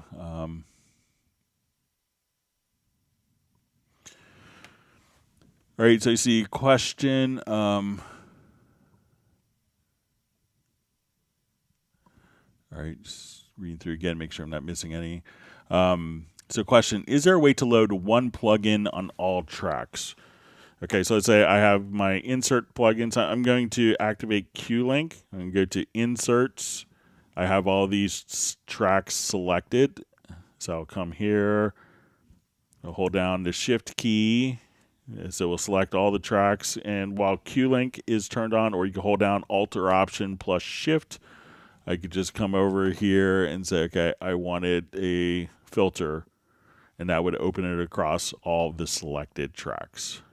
So with Quick Link activated, I could put a plug with it deactivated. I could put a plug in on one track. With Quick Link activated, I could put it across all selected tracks, just like so.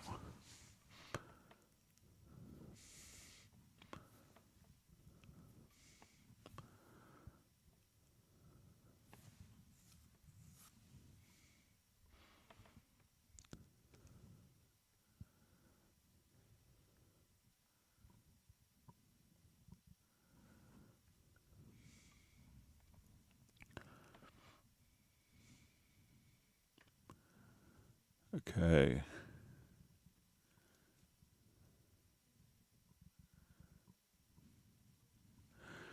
All right, so you see at Cubase, I see that VST Connect is on sale during the 40% sale. Has it by chance been transitioned to M1? So I think I'll just take a look at it. And so it looks like it's working under M1 here. So I'm running under Apple Silicon Native. So it looks like it is working under M1.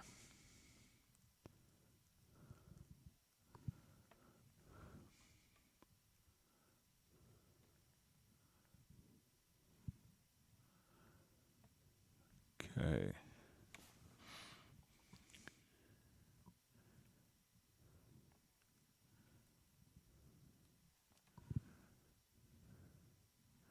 All right, so you see Arnold just saying Alt-M is even better, and I think that's in...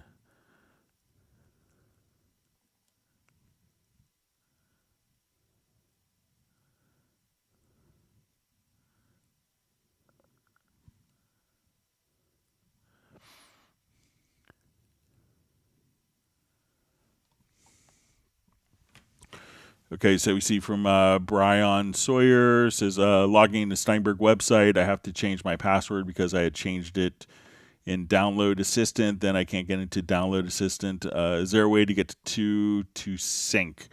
So usually with like account-based stuff, I don't have access to be able to, to change like email addresses on accounts. But if you get in touch with our customer support office, I think they're open 9 to 1 on East Coast time, that they could get it reset for you. So if you reach out to, I know you're based in the U.S., Brian, so.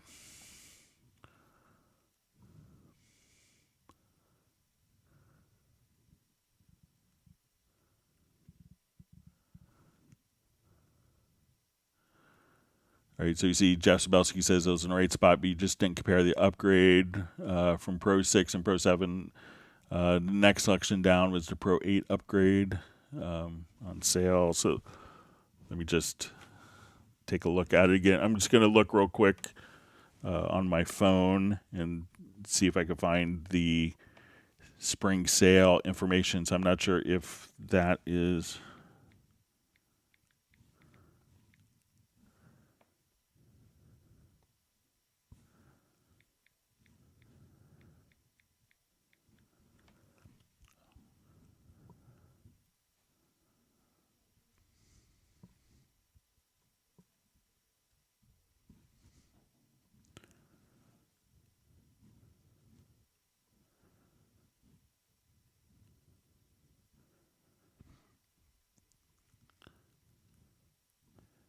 All right, I'm just reading through it here on the...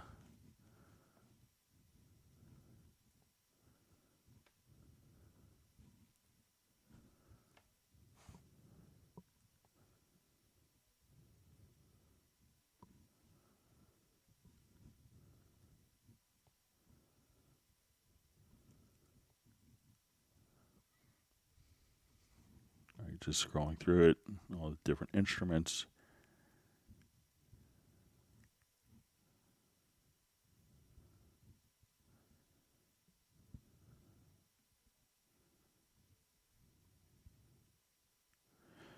Yeah, so you see, it looks like it's normally $79 and updates from $79. So I'll pass it along to the team. I'll send them an email right after the live stream to see if that can get resolved.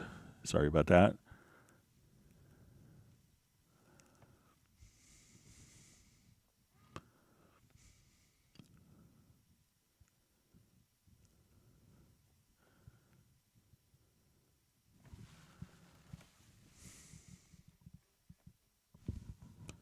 All right, I'm just going to check my levels for the live stream here real quick. Just make sure I'm not killing everyone volume-wise. All right, I'll see if I can turn it up just a little bit without, I don't want it to be distorting so much, but...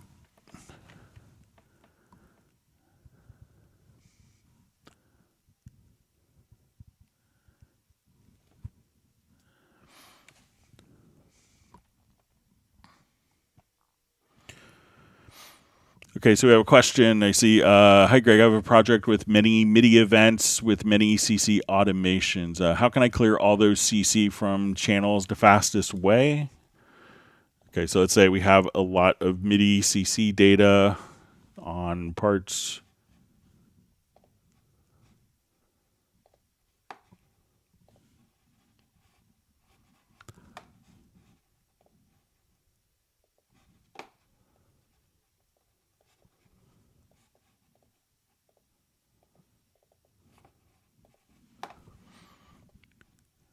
Okay, so let's say I have modulation, volume control, breath,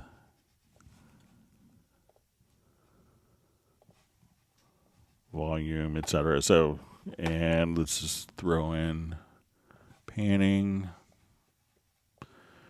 Okay, so if I wanted to get rid of all of the MIDI CCs in this particular event, we could go to Logical Editor, and there's probably a preset for this, but you could just say we want to delete, type is equal to controller. and then just hit apply, and that will remove all your MIDI CCs from the selected events. So again, just delete. Type is equal to controller. Now, sometimes people may think that, program changes, aftertouch, pitch bend, poly pressure, those technically aren't MIDI controllers. So if you want to get rid of those, you may have to, come over here and say, okay, I want to insert us and also delete aftertouch. I want to delete poly pressure. I want to delete pitch bend. Because the poly pressure, aftertouch, pitch bend aren't MIDI continuous controllers, they're system common messages. So, but do that, and then you can delete all your MIDI CCs.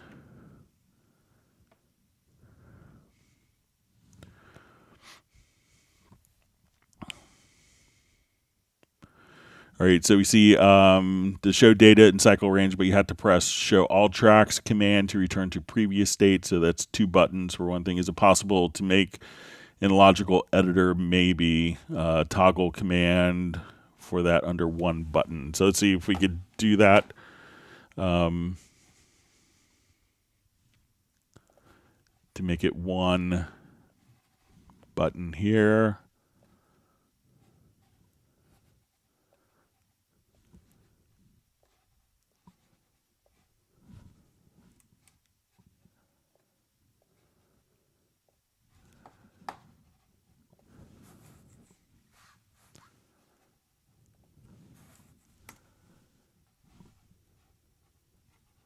Okay, we'll try it in a project logical editor.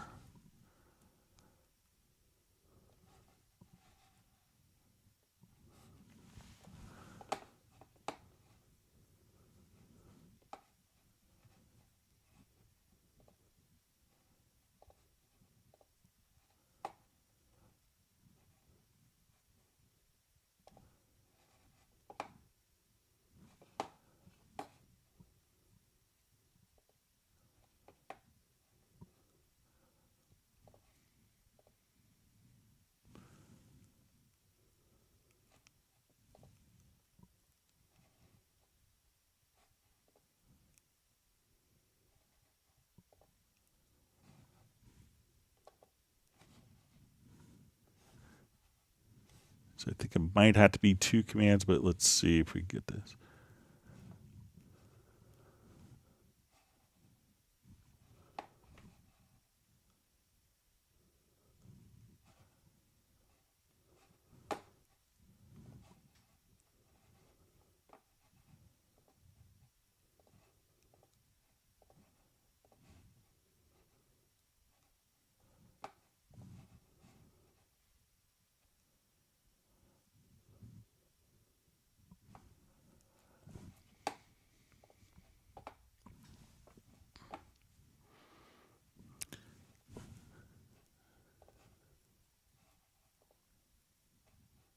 And let's say if we do media type is equal to audio and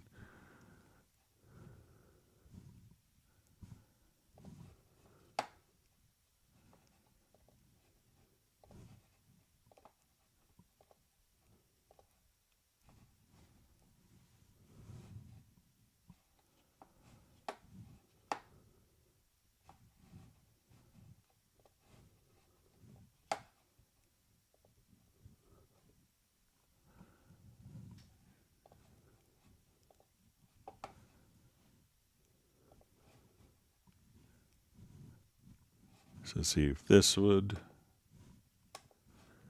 I could play around with it some more, but I think it's gonna, require 2 different commands. But if you want to email me, I could play around with this.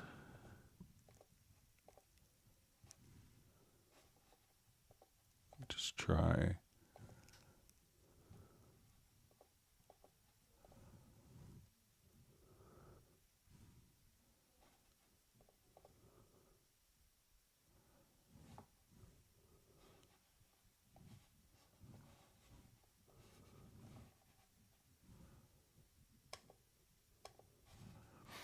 Yeah, so it might have to be 2 commands, but I'll play around with it. I'll make a note to play around with it and see if I come up with something for Friday's live stream.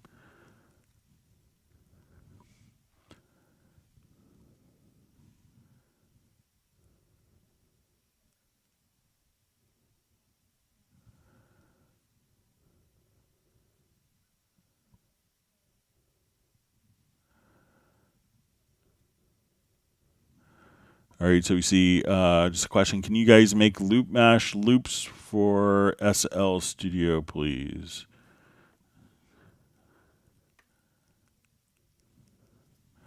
So I'm not sure what SL Studio is or if it's FL Studio, but loop mash was, just I'm not sure other programs would have access to loop mash as a plugin.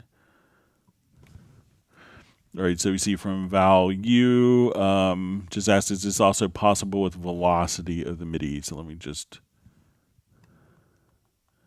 find the question.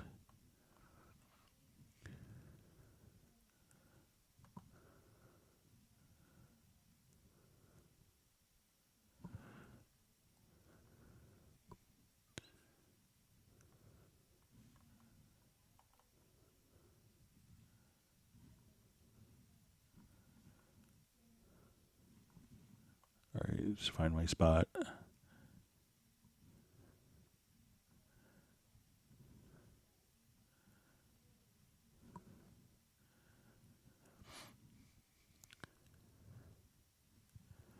All right, so maybe Value, if you give me more context, I'm not sure if it's with the, when you say is possible with the velocity of the MIDI, if you could let me know if that's with I think I remember going through the selecting tracks or not, but let me know if, what that's in response to give me a little bit of context. Sorry about that.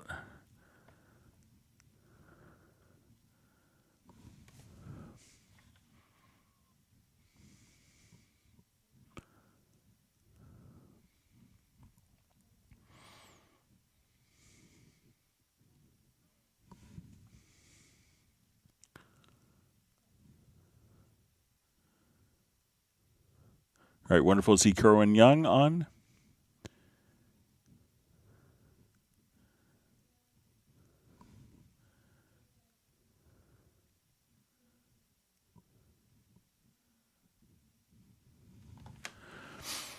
All right, so we got a question from Robert Higgins. Says, morning, Wavelab 11 under file, there is no closed file. It said it's got delete. Is there any way to tell Steinberg to get rid of delete? All right, so let's take a look.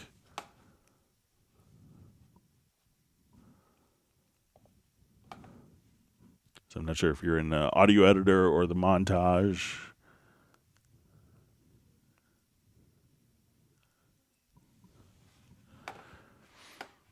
Okay, so let's say if I'm...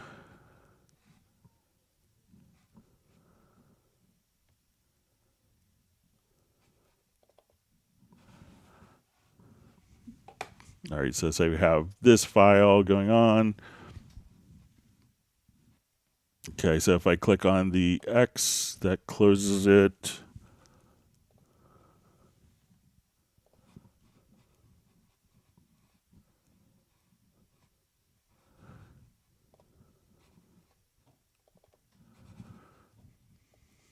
Okay, so let's see if we go to...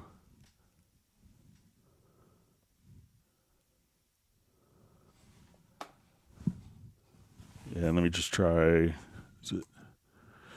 Try just Control W or Command W. I'll mention that to the team as well, but just Control or Command plus W should close it, as well as if you click on the X to close out, but you could use that keyboard shortcut.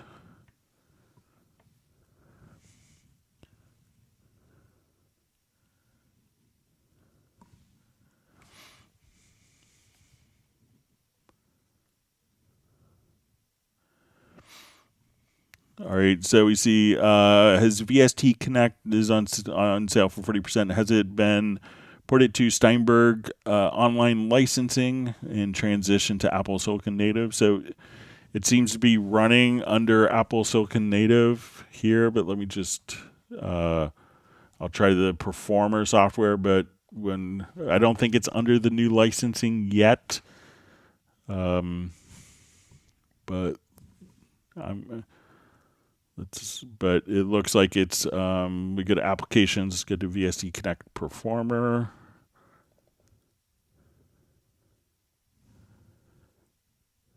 But it looks like as part of Cubase, it's running under Apple Silicon. So I'm not sure if this is really, since this is a standalone program, it's running on my Apple Silicon. So I'm not sure if it's running in Rosetta mode or not. Let me just go check. And that may not be as critical. But I think it's still under the old licensing, but you could check just to make sure. Let's see if we go to get info on it. So it's running under Apple Silicon. But I don't think it requires a USB E license, or I think you could do it with a soft E license. But I think there's a list on the Steinberg website of what stuff is constantly kind of being transitioned. So I haven't looked recently to see if the VST Connect is.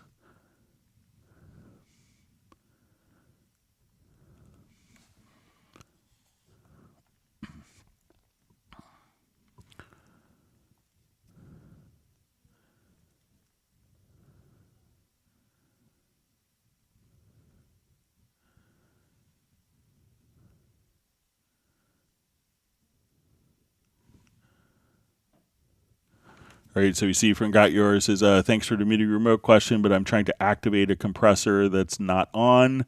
That's the function I think of activate plugin, so it'll turn on default compressor. It's broken, I guess. So I think if you bypass, so if you wanted to turn when it's not on, so I'll try it again.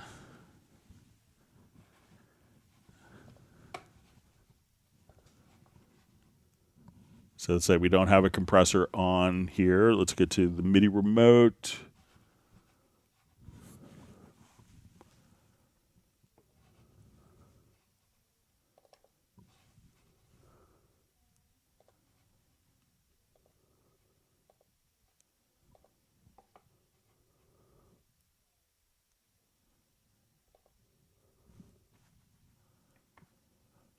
All right, so apply the mapping there.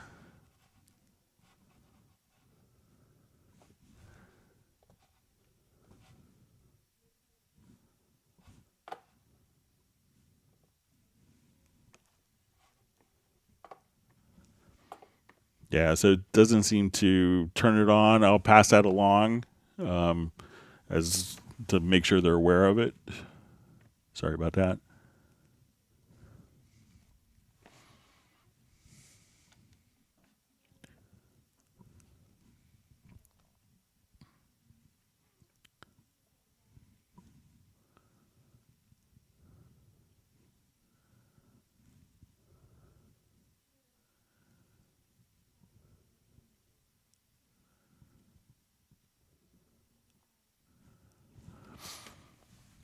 All right, so you see, would there be any equivalent to Logic's live loops feature in Cubase? I've gotten back into production after time away and love live loops. So let me know what, I'm not familiar with Logic, but if you could let me know what live loops are, and we could probably have something very similar workflow-wise, but just let me know if what the live loops do, what function they do.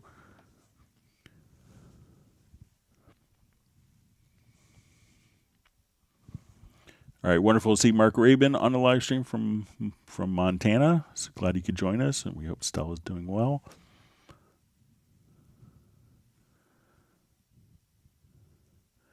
All right, so we see Patrick on from India. Thanks for joining us.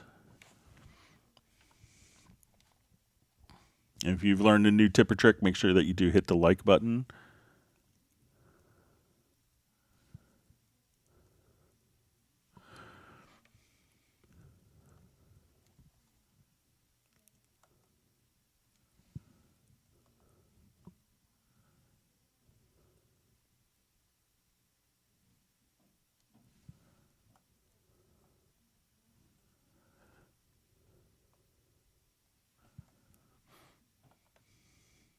All right, sorry, my chat field jumped on me. All right, so we see for Michael Teams, howdy Greg, still having trouble with starting new projects. How do you start a new project? I seem to lose the file when I save it or ends up somewhere in another file. Bail me out. Okay, so the critical thing when starting a new project is when you do your new project, it's going to prompt you for your project location. This is really key. So this is going to create kind of the whole folder structure, all the hierarchy of the folders. And a lot of times people may say, okay, I'm going to create empty or I'm going to use a template. So we go to create empty. So right now at this stage, you want to think of a new folder for every project. So you say, okay, this is my project. So I'm going to get a new folder and we'll go to Michael Teams. And I will hit open.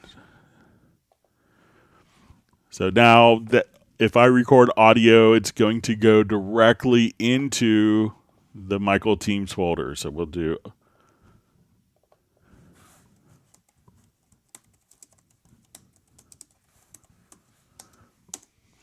So we'll come here and I'll just.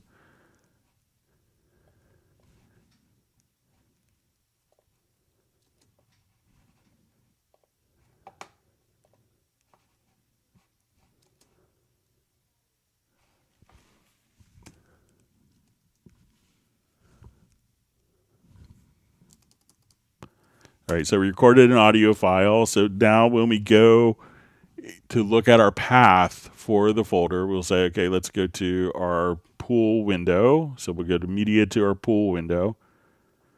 And when we look at our path, we can see that this is going to be recorded in Documents, Projects, the Michael Teams folder that we just created. Once we've done that, we want to save the project. And then this will automatically put you into the project folder. And what you need to do is just give it a name and then save it. And then when we go to look at our folder, so I'll just come here, let me just.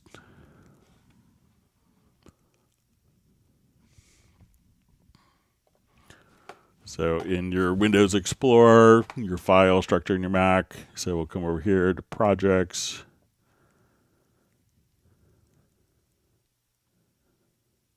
All right, so here's the folder, the audio file that we recorded, as well as the song file that we saved. So, but again, a critical step is to make sure that you're not, when you do a new project, that it's not going into an existing folder. So you want to, at this stage, have each song into its own separate, unique folder.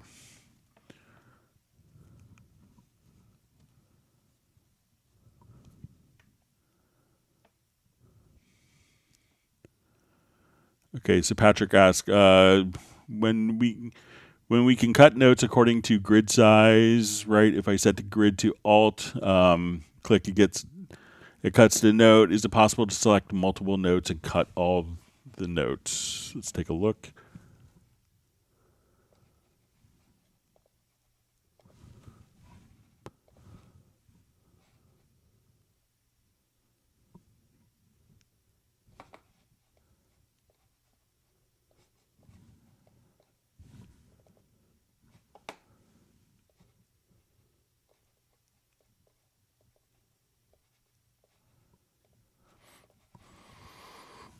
Okay, so let's say we have long notes here, and I think what Patrick wants to do is to select these notes, and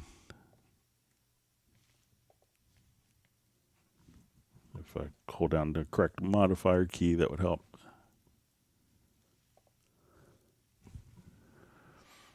So it looks like it's only going to split it one note at a time. With that, let's see if I'm not sure if there's a way to do it in the logical editor. We'll take a quick look, but you might have to do it just one note at a time.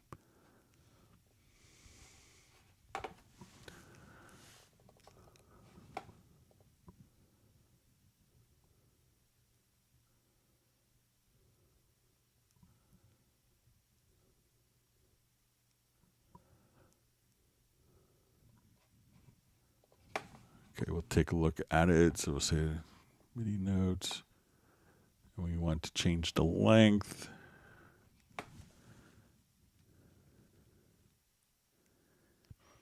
Yes, I don't think that there's a way in a logical editor to do that. So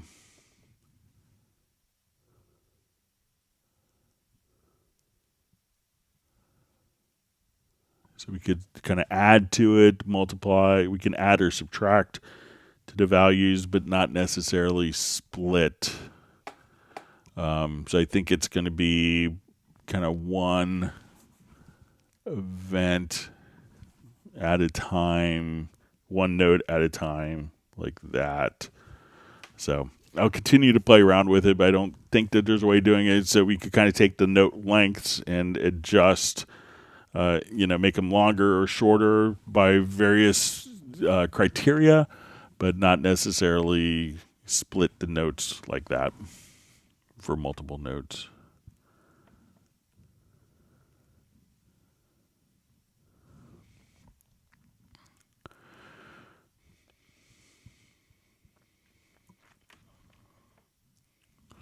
Okay, so we see, Greg, do we have a beat repeat kind of plugin in Cubase? Can I achieve these effects in our Cubase? I was thinking about it and how I can recreate it. So, obviously you could do like delays and stuff like that. But the one thing that there is a MIDI delay. So let's come over here to an instrument track and let's load up just a quick Groove Agent.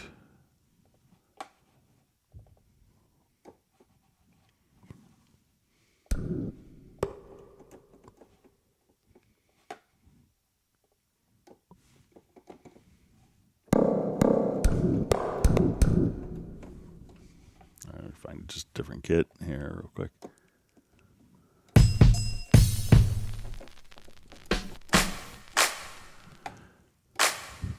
All right, so let's say if we go to our MIDI inserts, we could do stuff like if you wanted to come over to do like a MIDI echo plugin.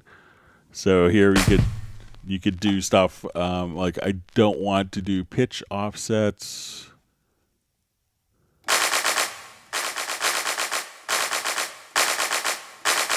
So if I just play one note, and then we could choose to have this be straight 16ths.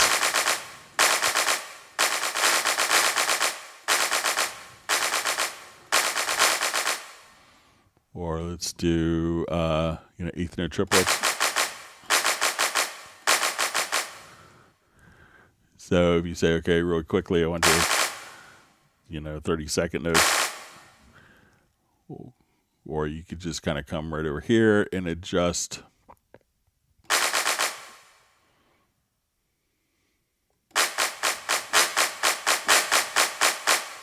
And you can set how many times that it repeats. So say, okay, I want to do 2 repeats. And then you could also just do pitch offset. So this may not work as you could trigger different notes if you wanted to do pitch offsets as well. So, and, check out some of the different, if you wanted to.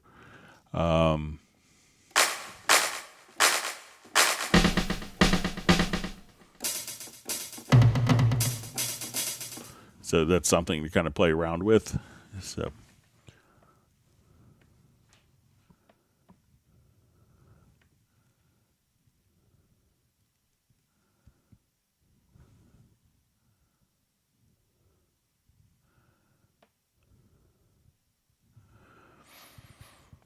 All right. So we see Rich Webster asks, hey, Greg, is there any way to render out a chord track to audio? So if you want it, let's say if we had chord track data, so I will...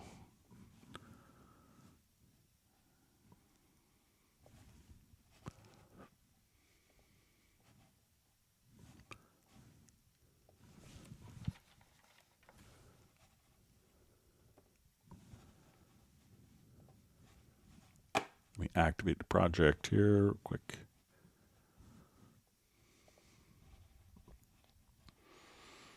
Okay, so let's say I just want this on.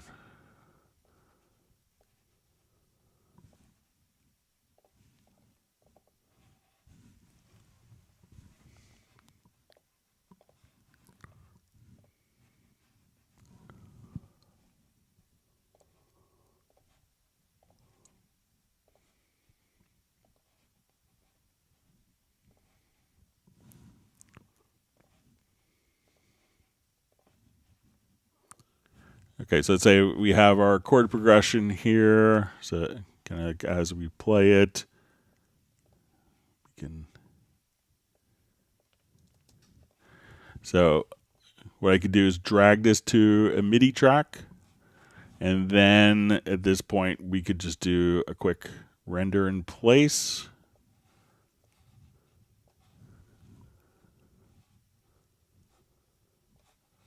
Say let's just do it as one event, and then you could have audio. So you could just come over and just have, just render and drag it to a MIDI event, and then whatever instrument that you want it to play, and then you could render that. But it would need like an instrument source first.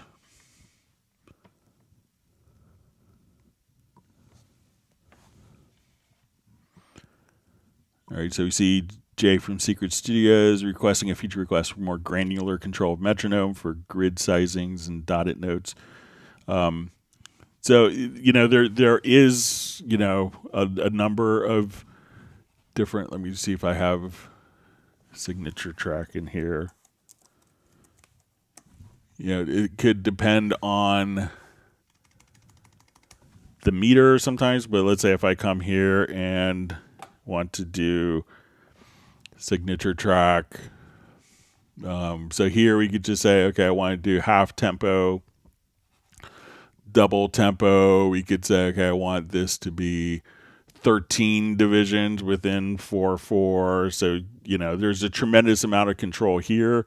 But sometimes when you want to do kind of more polyrhythmic stuff within kind of, odd meters, you might have to be a little more creative and just do something like we did with 10/8. So, I'm not sure if other programs, get as deep as the metronome functionality you could do inside of Cubase.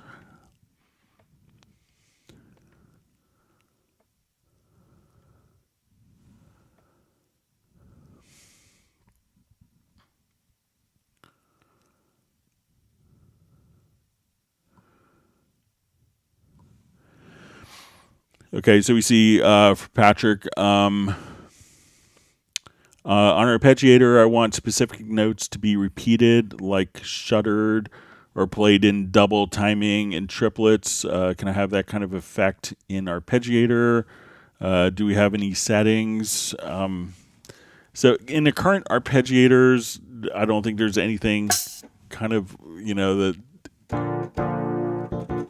that is doing that. And generally, that's not necessarily kind of what arpeggiators do. But let's see if, because the arpeggiator is going to be kind of global as opposed to pitch based, so it's going to have kind of the same rhythmic.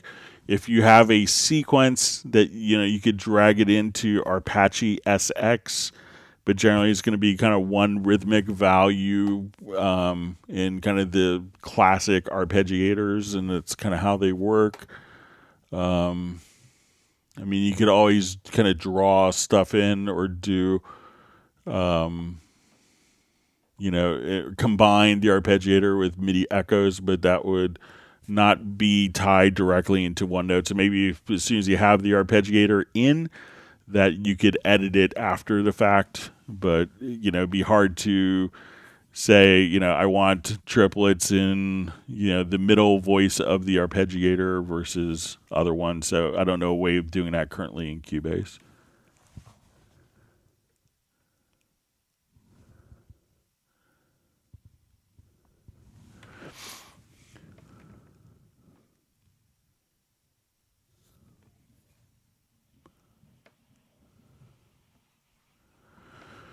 All right.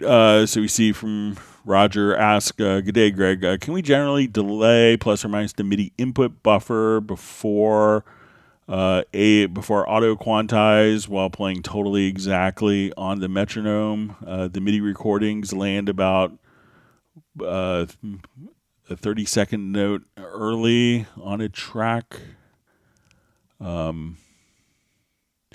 So that could, I would see if it's, if it's something. I'm not sure if it is with all MIDI devices or all MIDI.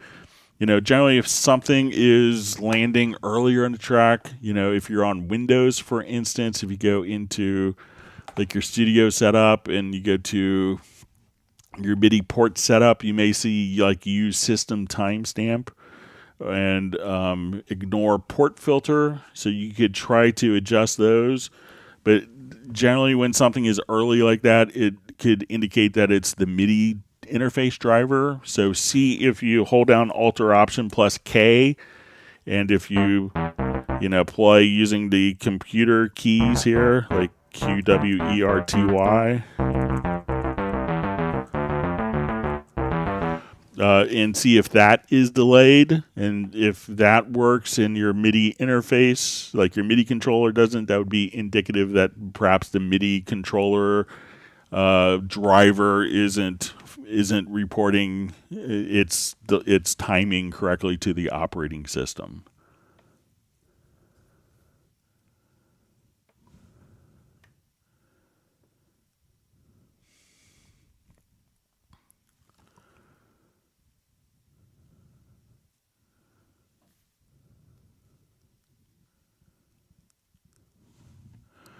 All right, so we have a question from John Barry. Hi, Greg. I use track presets a lot, but I would like/need is to be able to save as a default that loads with each new track instead of having to apply a preset each time. Is it possible? So currently not. I've kind of had discussions with Steinberg on that for like, a default track preset with, maybe a channel strip on it, these settings, the level at this. So maybe we'll see something come from that. But currently there isn't, just going to add a normal audio track, with default settings, but not with processing currently, John. Sorry about that, but I've been kind of lobbying for that feature.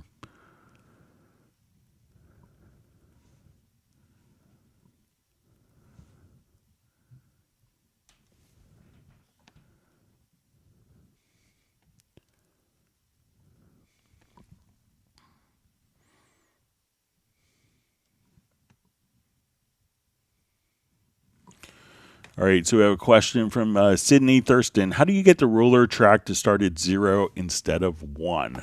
All right, so let's add a ruler track in addition to what we're doing, what we see.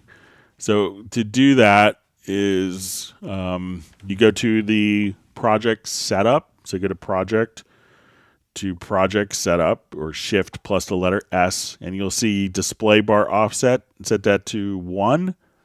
And then at this point, you'll have a measure 0. And if you set it to 2, you'll have a measure -1, a measure 0, and a measure 1. So again, go to project setup, and at that point, set the display bar offset to 1.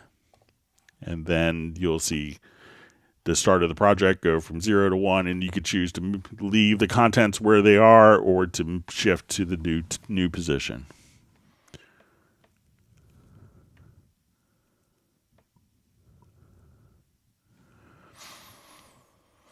All right, Quellen asks, is there a possibility to render in place all the MIDI tracks in audio and disable the MIDI tracks after rendering them in audio automatically? So yeah, you could do that. So let's come over.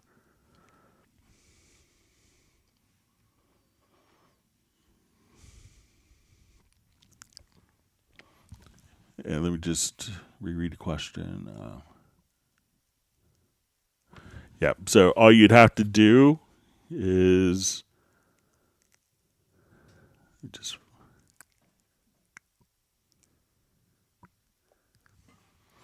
So if you wanted to do it for all the tracks, so what you want to do is just simply select the track.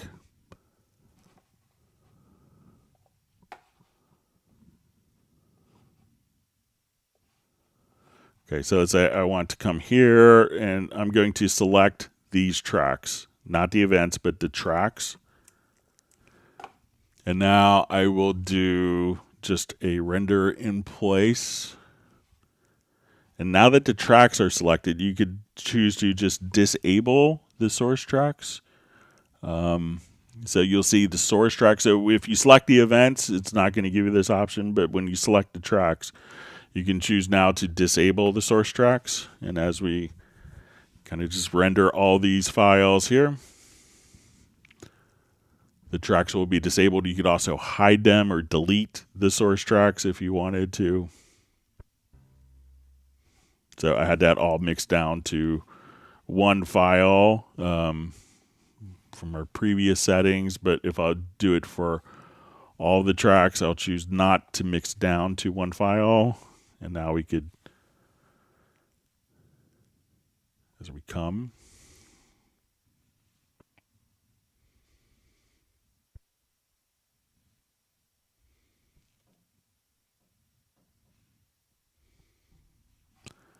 and then as you do that, you can see that the source tracks are automatically disabled. So once again, just go to your render place after selecting the tracks, and then in the source track settings, you could remove them or disable them.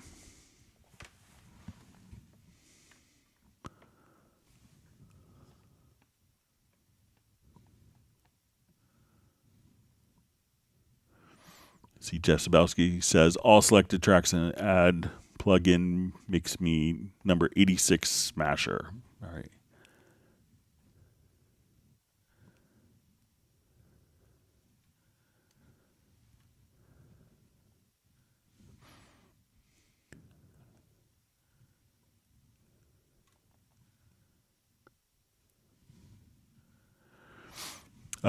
So we see from Soren says, Greg, I was wondering, did you mention that the Hangout would become an official Steinberg thing, or what was it that you mentioned? What will the result in? Any details?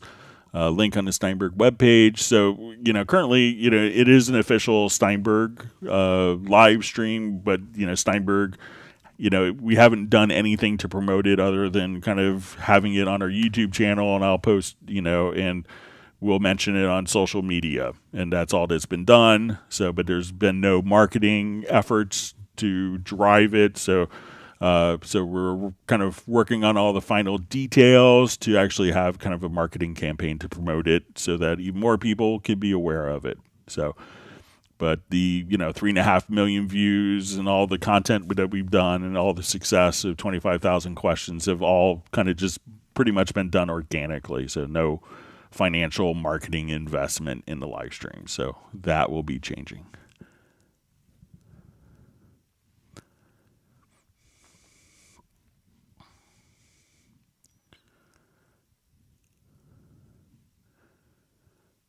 All right, we see Nick had to take off, so hopefully we'll see you on Friday. So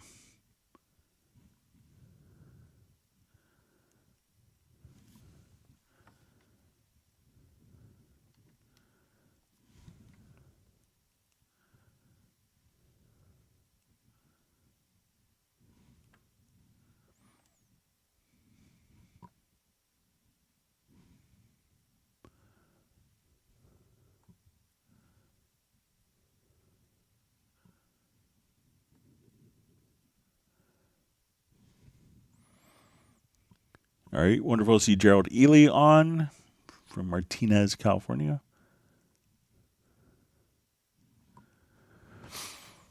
All right, so Trevor D. King asked, hi, I'm quite new to Cubase. I've got Elements 10.5. Can I upgrade to Artist or Pro? Do I have to buy it full price? So there's definitely discounted updates from and upgrades from your Elements, so you don't have to buy at full price again. You could simply upgrade from from your Elements version to Cubase Artist or to Cubase Pro without having to basically repurchase it again.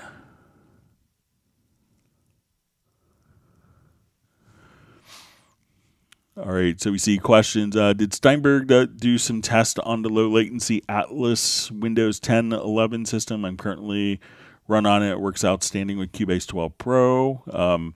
So I'm not always privy to all the performance testing that they do, but I know that they're constantly working on different solutions for kind of great performance on either platform. So.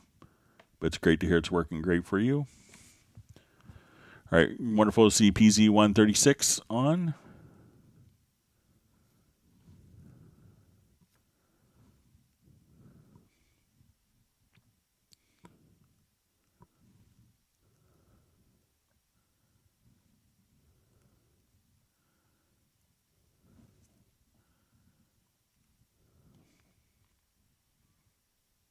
All right, wonderful to see Peter from Montreal on.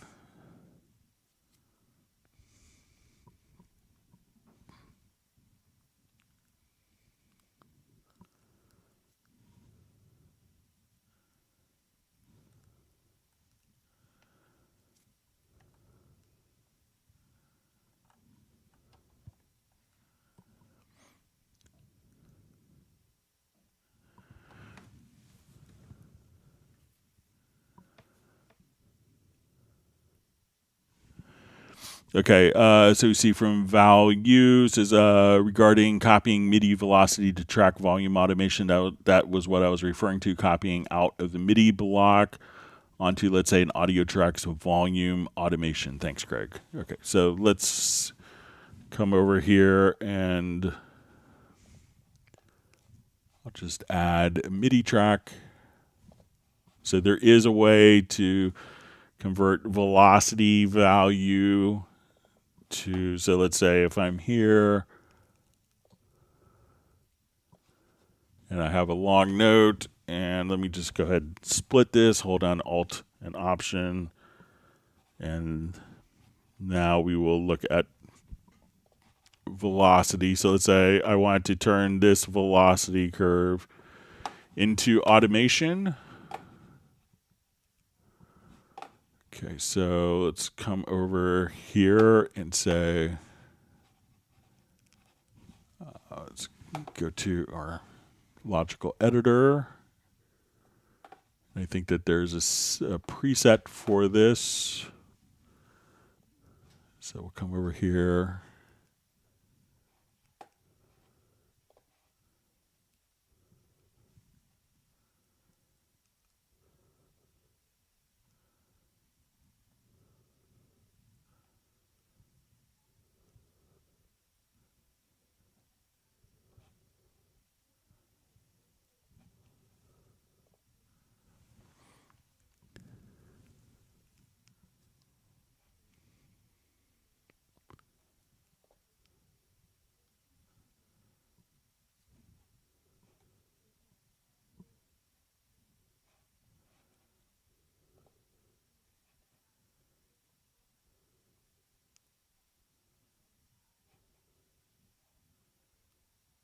Let me just see if there's...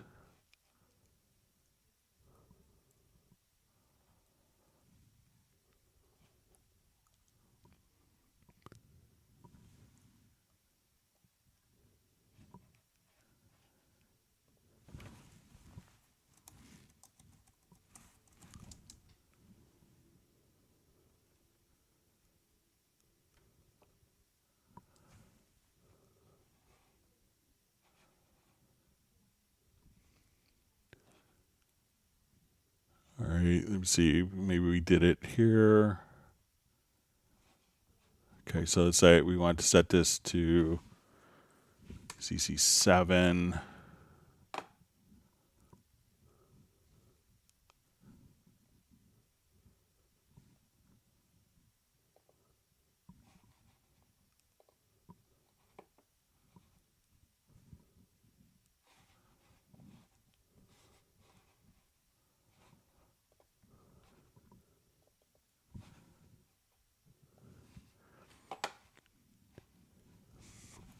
Let me just look, because I think that there is a preset for this. It's in the factory.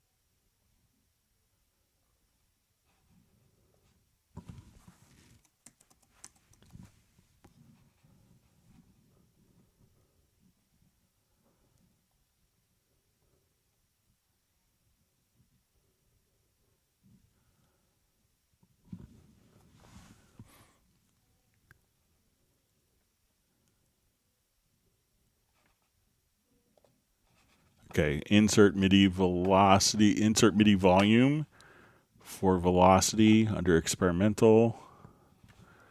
All right, so let me come back up to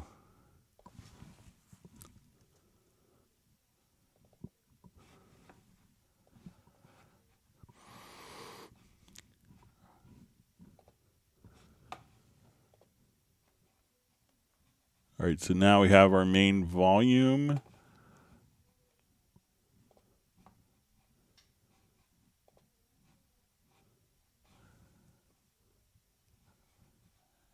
And then if we have this set up under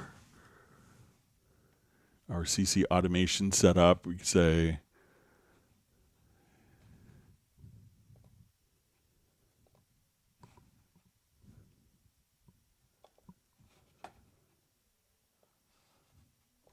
let's see if I copy this.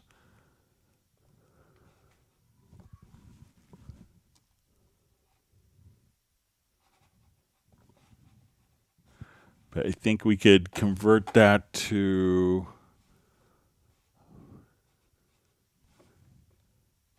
let's just come over and look at the CC automation setup.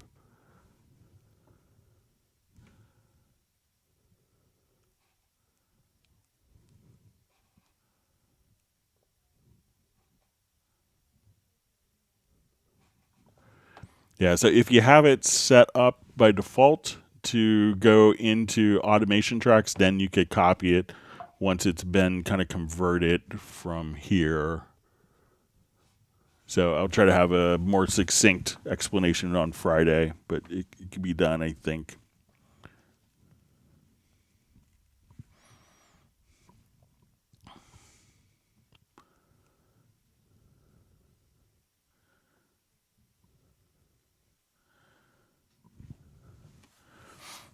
Okay, so Braxel asks, is it better to work in the instance of Superior Drummer in Cubase 12 than dump it to tracks into Cubase when done for processing, or just working Cubase using Superior Drummer for the sounds? I don't use Superior Drummer, but I don't think that some people would commit to it just so that, it would be always committed as audio. But if it has flexibility of multiple outputs, there's really no need to do it if you get the same results with outputs and processing. So I don't think it'll make a big difference. Some people may have a particular predefined workflow, but I don't think it's will actually make a difference.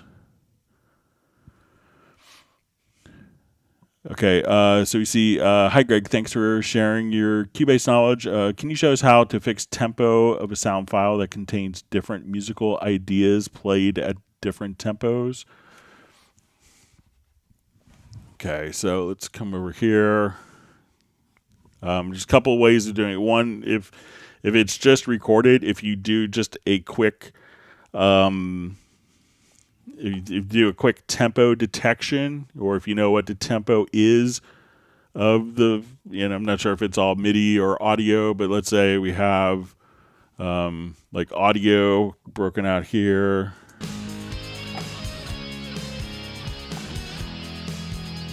Then I'll turn on my click track.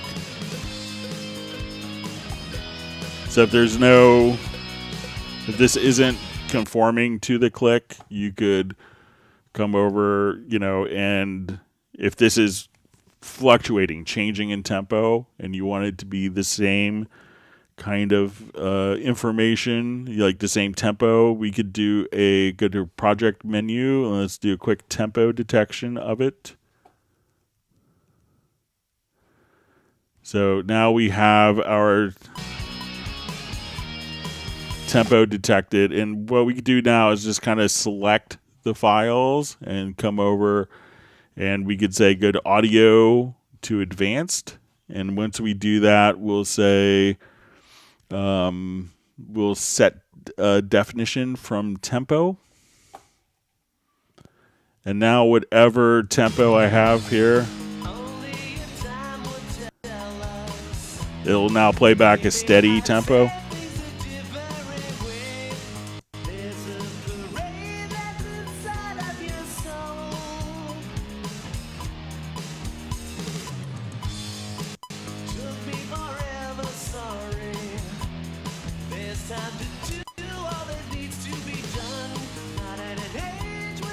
So now it's playing back steady tempo. Now if it's like a bunch of maybe like little different musical ideas, if we have, we'll say different loops.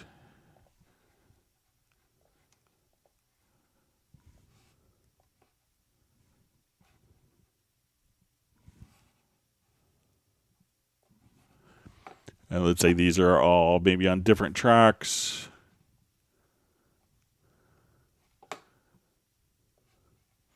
And if you know kind of what the tempo is of the particular events, let's say we come,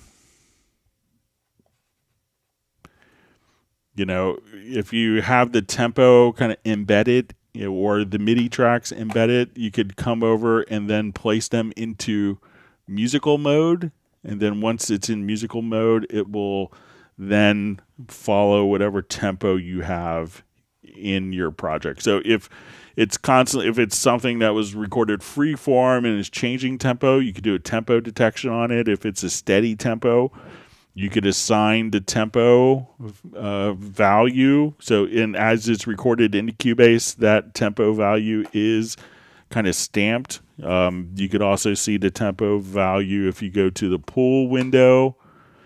And then what you need to do is to put it into musical mode and then set the project tempo, and all of your tracks that are in musical mode will then lock to the tempo that's in the project.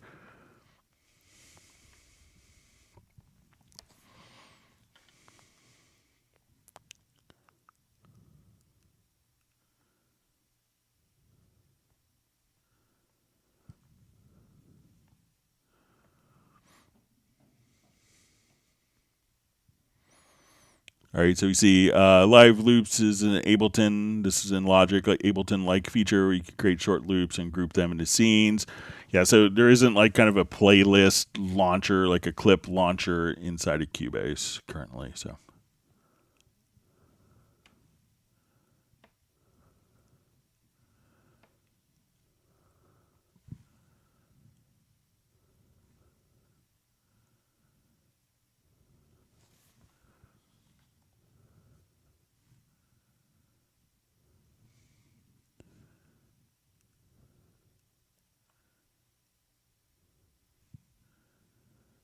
All right, wonderful to see Gareth on the live stream. And great to see Spike Williams checking in from Rhondda Valley in Wales.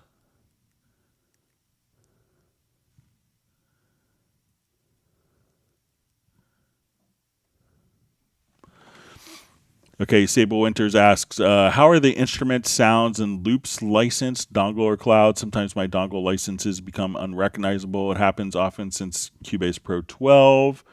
Upgrade, I'm so confused. So if you have older instruments, some of those would be, licensed on, if you have some of the older instruments, those may be licensed on the e-licenser, but most of the instruments have migrated in their later versions to the new Steinberg licensing. So it's not necessarily cloud-based, but it's not a physical dongle that's needed.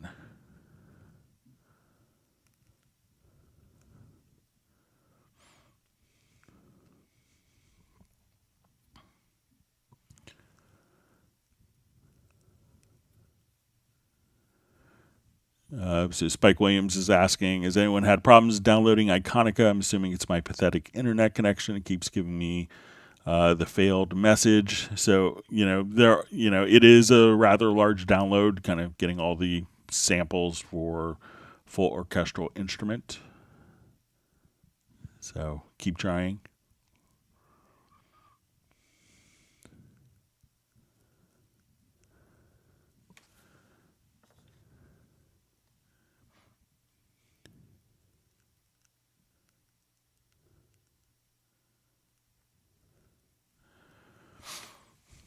All right, so we see, can you take a stereo track and add different plugins to left and right channels?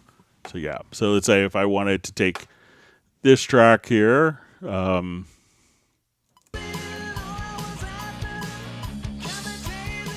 And let me just...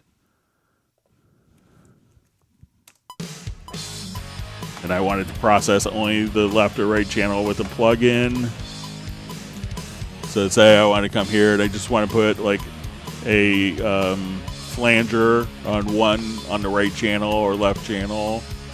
So we come over here, we can say, okay, let's go to our flanger. All right, so we have this globally on everything.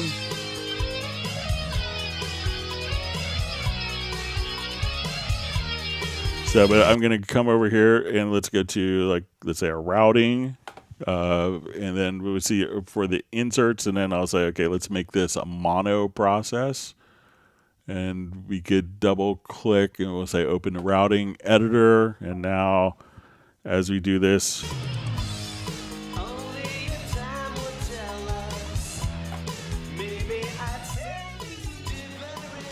so no flanger on the right, but the flanger on the left.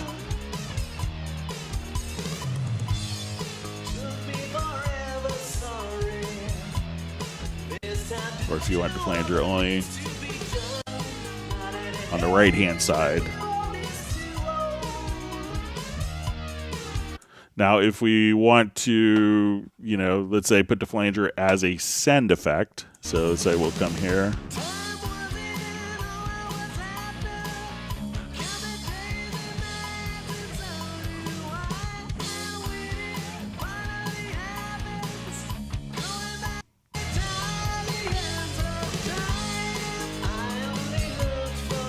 So we'll go back to our channel settings. And then we can see panning for the different effect sends.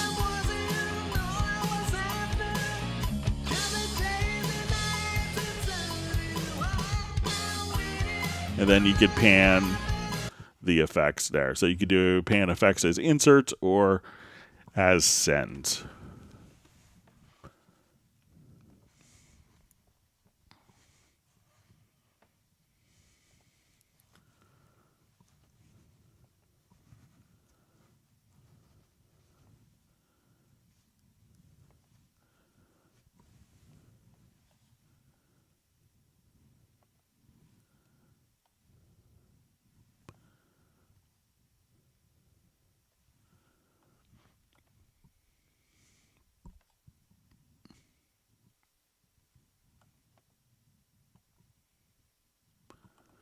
All right, sorry, my chat field just jumped on me, reading through comments.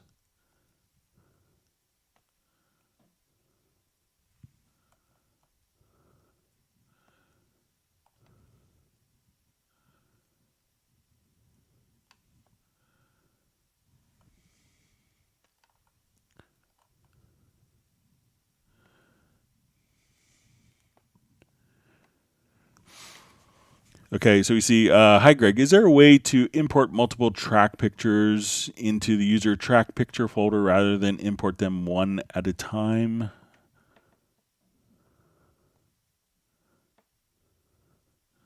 So I think, let's take a look.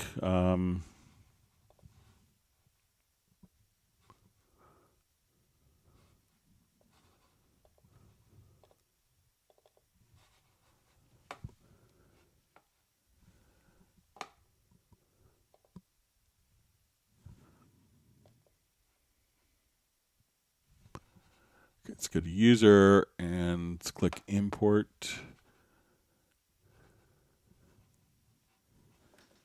And I may not have images here. Let's see, maybe on my...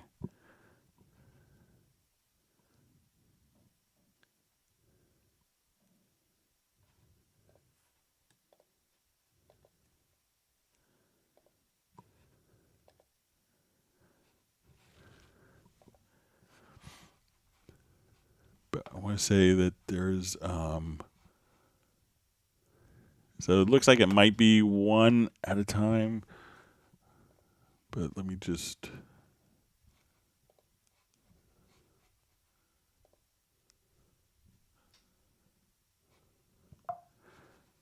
And I don't know,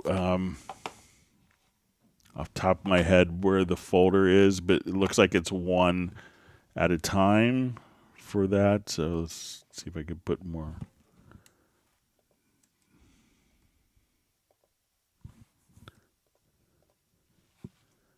Yeah, it looks like it's just one at a time. Sorry about that.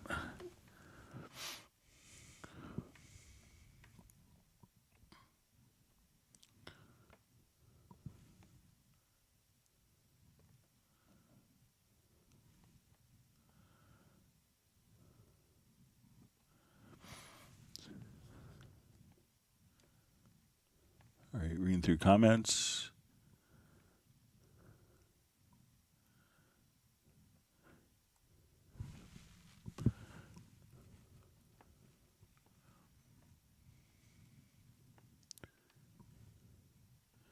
Okay, Michael Teams wants people to whack the like button. And the Heartbreak Time Machine was the 99th whack.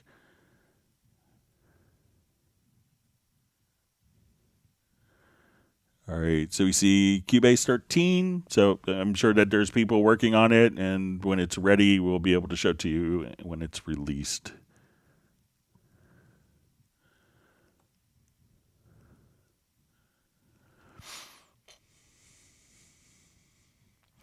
All right, so we see, hey Greg, do any of the Cubase reverbs have a shimmer feature? Can you let me know what a shimmer feature is? I think it might be just like a quick, I don't know if it's like a delay or, sometimes terminology from other plugins doesn't necessarily translate over. But let me know what the shimmer feature is.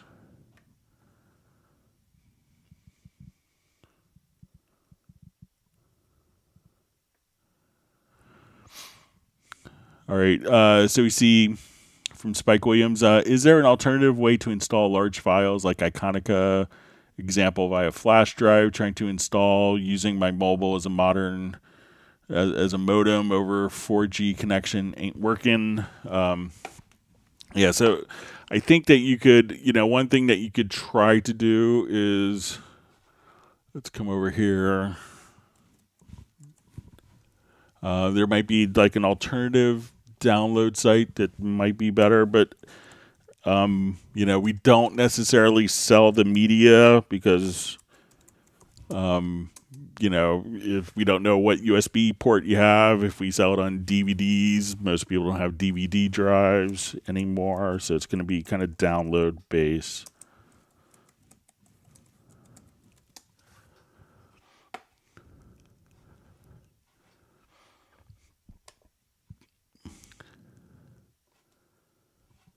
Let's take a look, because I think there might be kind of like an alternative download.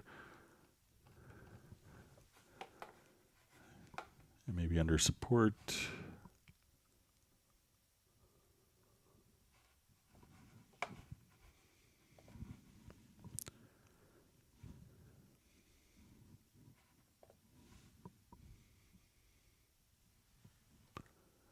So it's usually via the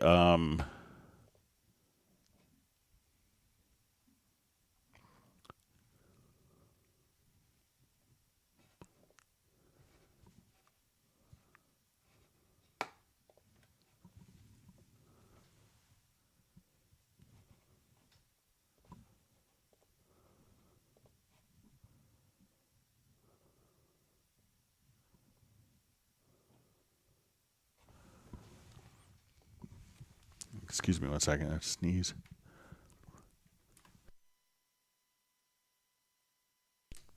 All right, excuse me. All right. So let me just see if that's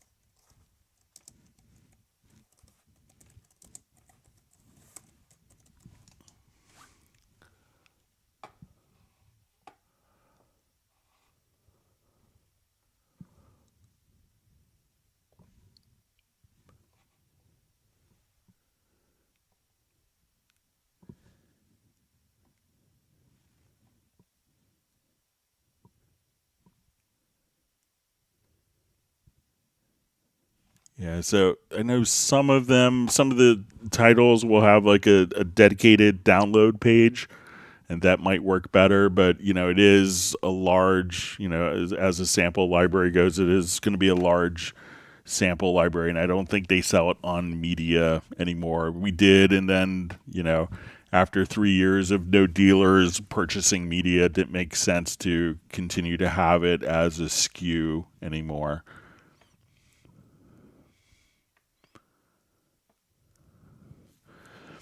All right, so we have a question from Sable Winters. On the promotions, must I buy Spectralayers Pro 9 full version for $179 if all I have is what comes with Cubase Pro 12? So you have kind of a scaled down version of Spectralayers called Spectralayers 1. So Spectralayers 9 Pro will have, the ability of not only extracting vocals, but bass, drums, keyboards, and other from different instruments, and better noise reduction. So if you have to get rid of hisses and hums and stuff like that, and has more capabilities. So you could look at kind of what the differences are, and actually, see if it makes sense for you.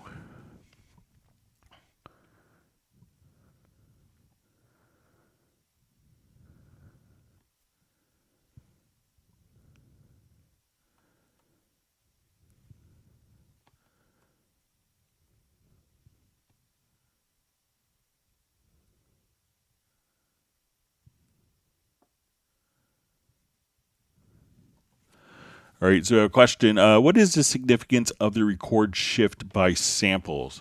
So depending on, like, if you are recording through outboard gear, through some different, scenarios, this will allow you to adjust the recording for audio. Like, if you have hardware plugins, like let's say if you're recording through an outboard chain as a hardware effect that has latency, then at that point you could adjust the samples of latency, and you could adjust the recording position of that. So it's to help mitigate when sometimes going out and utilizing hardware that imposes fixed amount of latencies, that you could compensate for it on the recording.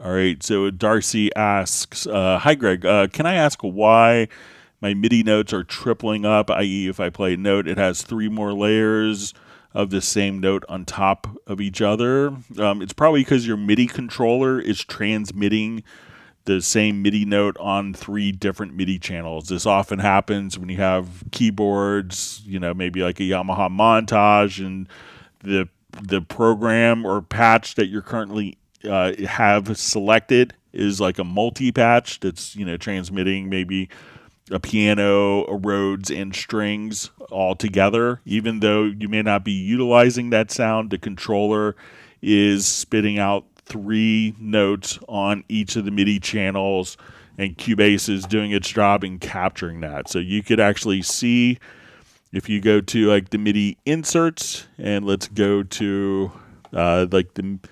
to MIDI inserts rather.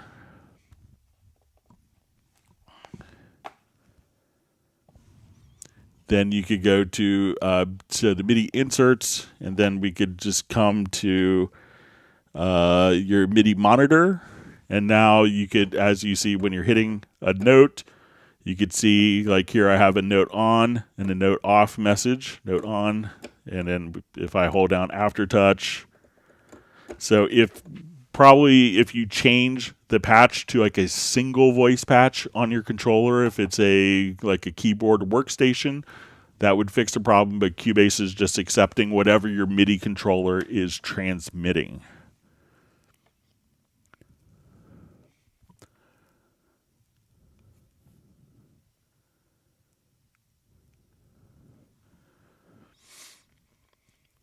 All right, so a question from Elizabeth236. Hello, Greg. Hope you've been doing well. Would you have a recommendation for eliminating a little bit of noise on a vocal track? It is the main vocal track. So a lot of times, depending on what the noise is, sometimes, when the noise can really stand out is when it's isolated. So if you want to get into something like a noise gate, that could. So if we go to a track, we could go to. So if you have the noises bothering you only when the vocal is isolated, come over to like even the channel settings. So if we come, we'll select this. And we go to, you could just enable the noise gate, and this will cut off the noise until the vocal comes in, and then you may not notice it as the vocal comes in. Sometimes if you have noise, you could just come over and go to the channel EQ and do kind of a very, let's say we adjust our Q to be very narrow, that you could often kind of, like if you have hum, you may say, I have like a 60 cycle hum if you're in America, or if you're in the UK, maybe a 50 cycle hum. And then you could really kind of narrow in on those potential frequencies to just kind of eliminate buzz or hum or noise. There are a number of plugins, and we have them in Wavelab, not in Cubase, that will do denoising as well and debuzzing of different audio. So if you have a license of Wavelab Elements or Wavelab Cast even will allow you to do some denoising, declicking functions. But there's a lot of plugins that could do that that you could use inside of Cubase.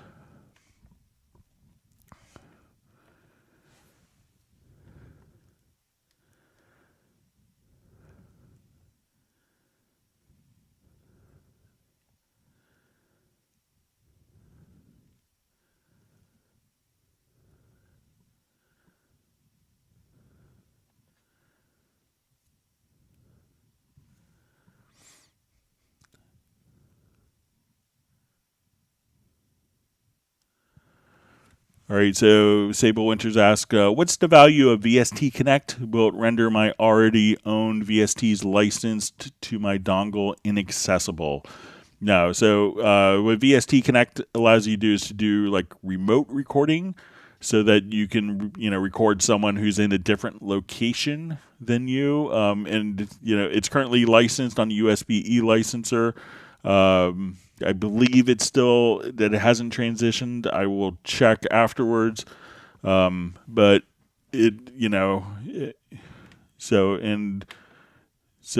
the question is, will it render my already owned VSTs licensed to my dongle inaccessible? So you could run your dongle in conjunction with your Steinberg licensing concurrently. No problems.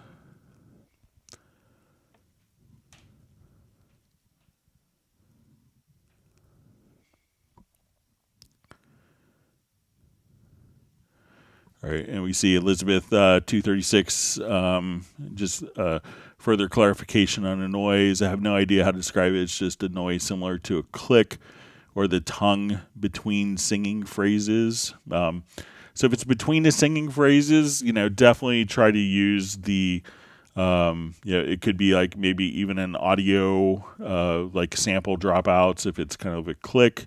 But you could always try to do the noise gates if you only hear it in between the vocal phrases.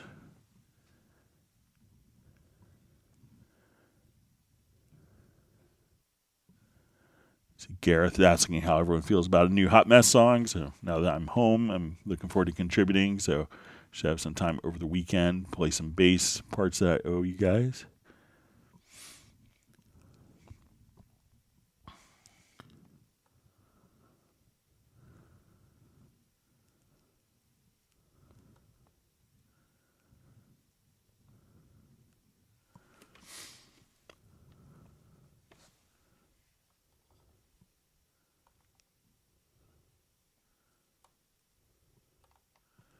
All right, my chat field just jumped, moved down, so let me find my spot.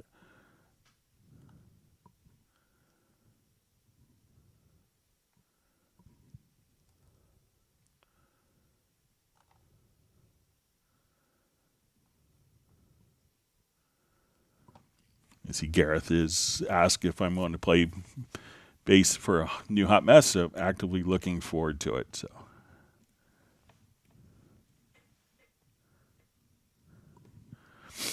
All right, so Starholm asks, will there be a solution for using old VSTs in Cubase? At the time, I bridge a few that I like from the old days.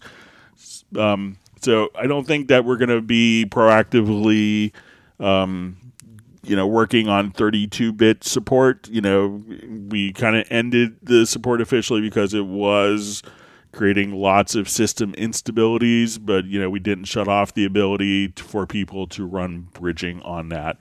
So I think everything moving forward will be 64-bit. I think it has been for a while, but I understand that there's, perhaps a couple cherished plugins. But as your bridging solution is still working, I consider maybe moving some of those plugins to alternatives if you have the option to.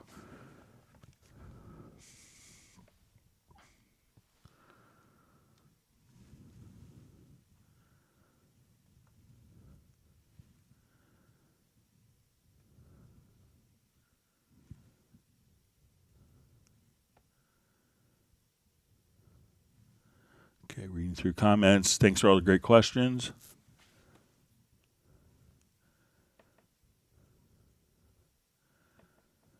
All right, so we see Val U just says shimmer equals a very short plate reverb, if I remember correctly. So yeah, there's lots of different plate reverbs that are part of Cubase. So thank you for the clarification.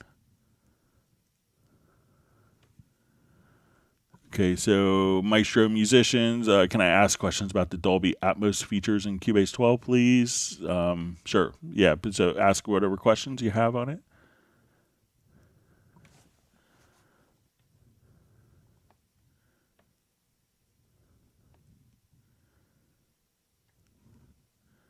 Okay, John Barry just says the shimmer reverb is a pitch shifted reverb tail and a feedback loop. If you've listened to much U2 since the mid 80s. So yeah, you could definitely do, you could combine different pitch shifting with reverbs and just have, pitch shifted reverb if you wanted to. So if it's going to be more for like, cascading delays and stuff like that.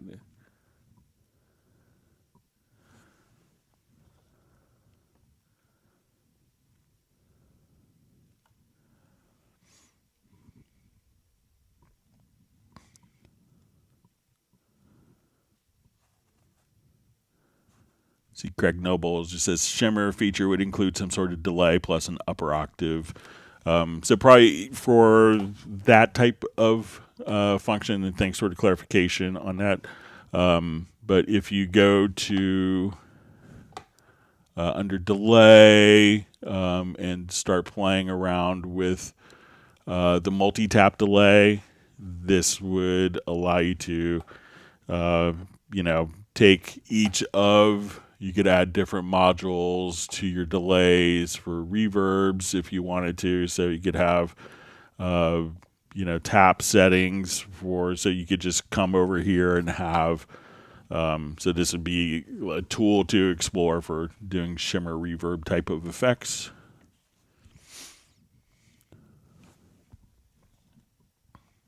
Thanks for clarification.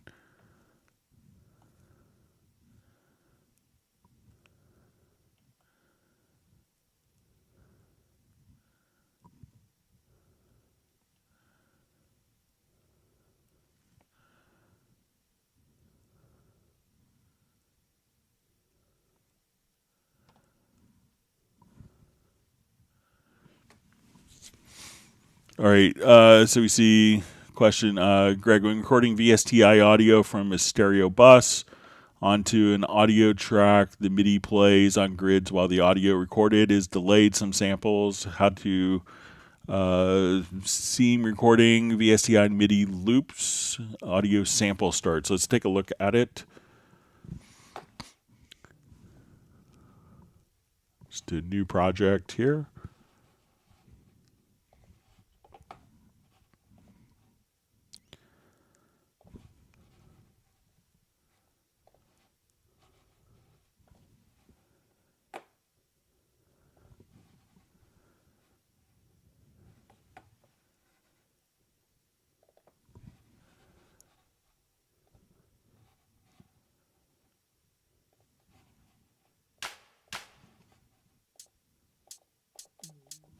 Okay, so I'm just going to take, we'll put some,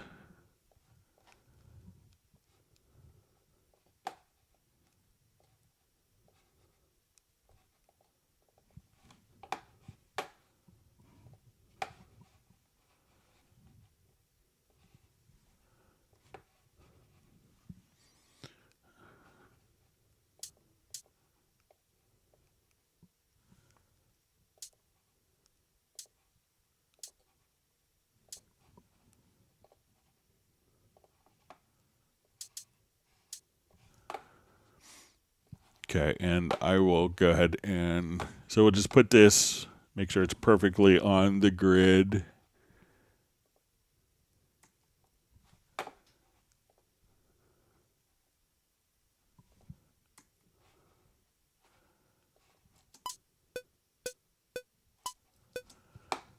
All right, and I'm going to make this a little louder so we could hear it better.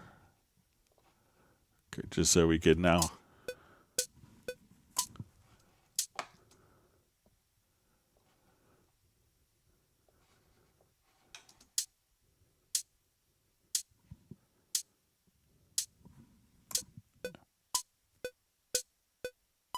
Right.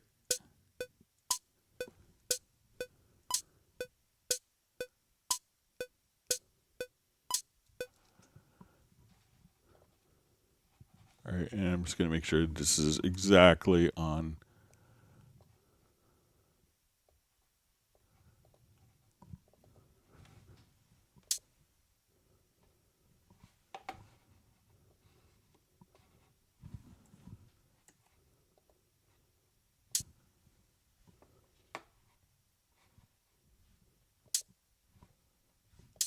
All right, so I'm just making sure that these are exactly on the grid. Okay. All right, so I'm going to copy this over. We see that this is on the grid. So what I want to do now is let's add an audio track.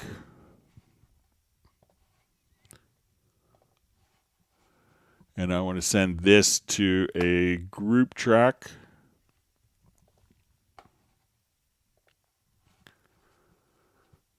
All right. And I want this audio track to be the group input.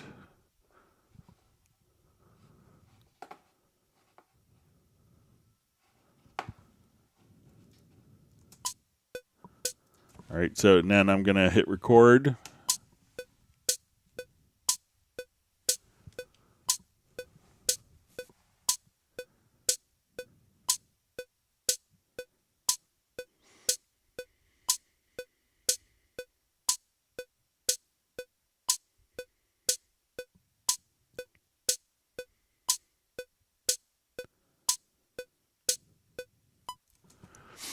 Okay, so let's go ahead and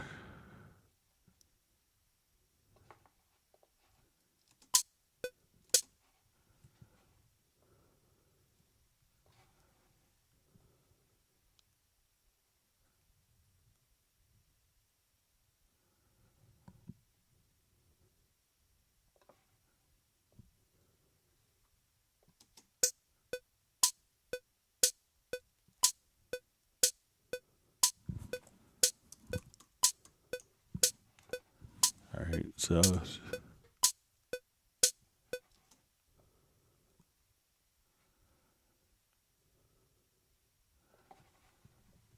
all right, and I'm just going to go ahead and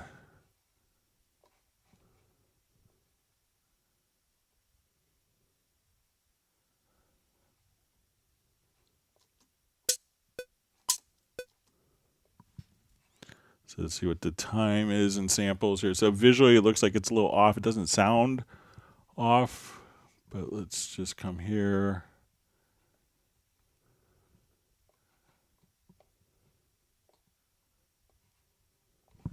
I'll turn off my snap.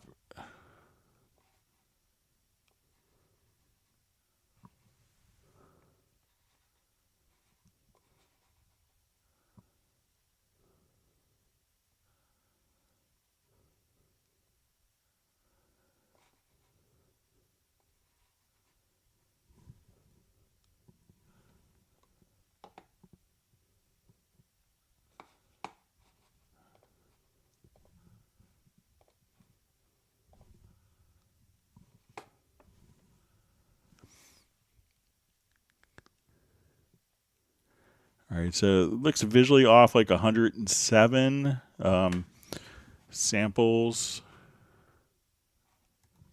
So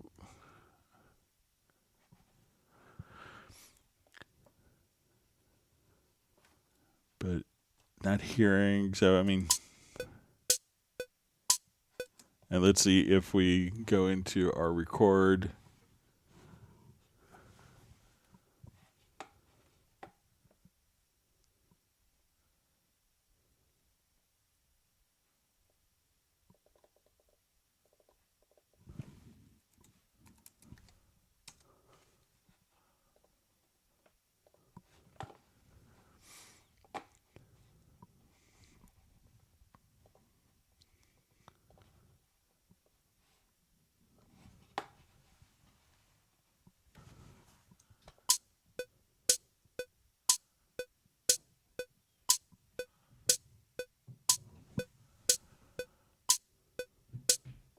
All right, let it play through this.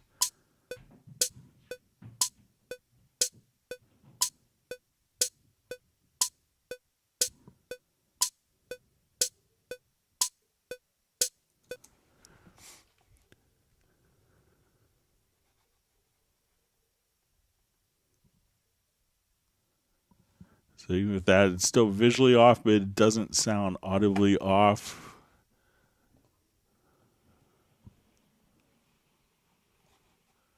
So even with the record shift, so I'll play around with it some more, but it's not audibly off to me, but I can see visually. So I'm not sure if it's if the MIDI is being displayed. Let me just check notes in the middle here. Yeah, it seems like it's all slightly off from where the MIDI is, but nothing that bothers me musically, but I'll see if I can get that figured out, play with it some more.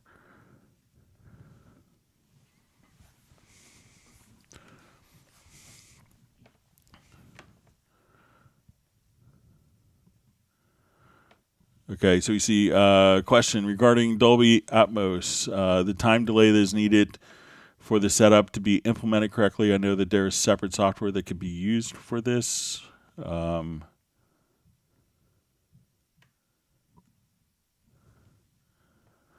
I was just checking to see if these options are available within Cubase 12. Also regarding the sound interface options, I have the Army UCX 12.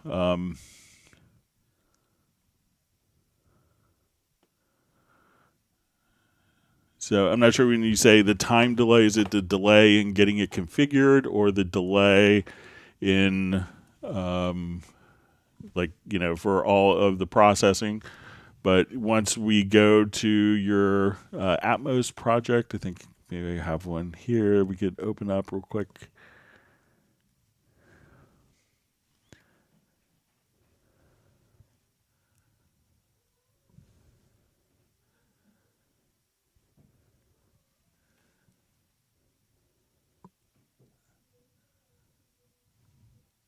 I'll just open it up manually here.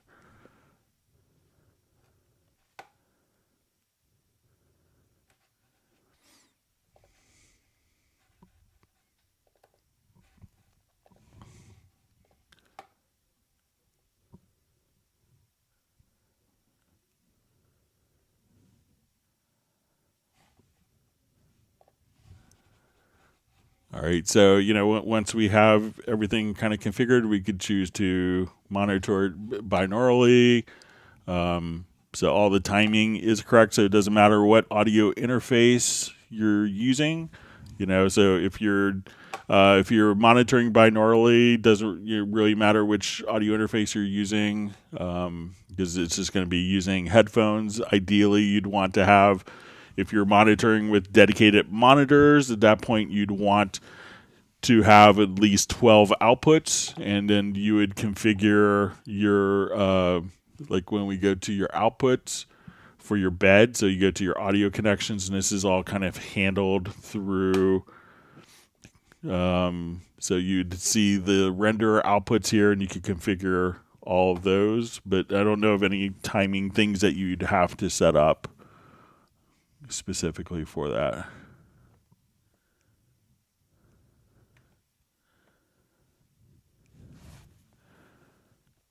All right, so you see Darcy just saying they have a Panorama P6. Let's see if I could go back to the question. Sometimes I don't remember the questions from 20 minutes ago specifically. Yeah, okay, and this is probably with the MIDI notes. So make sure that your Panorama P6 isn't transmitting on different zones. So there you could have different zones. So you probably have multiple zones that are being transmitting simultaneously.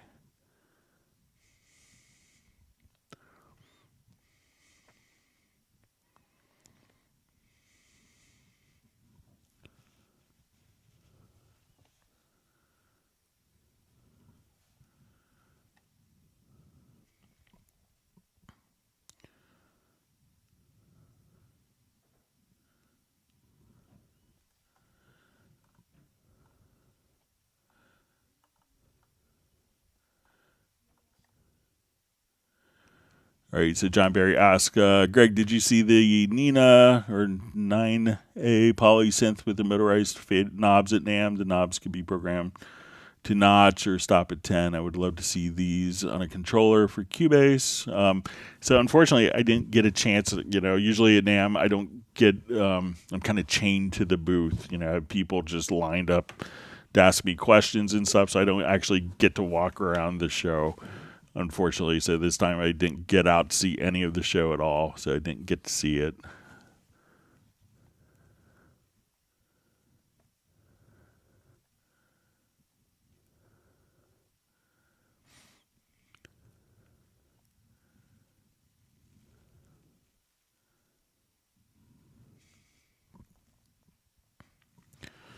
All right. Sam Brashear asks, how do you fix when you're rendering in place a MIDI track to audio and some of the audio is missing from the render?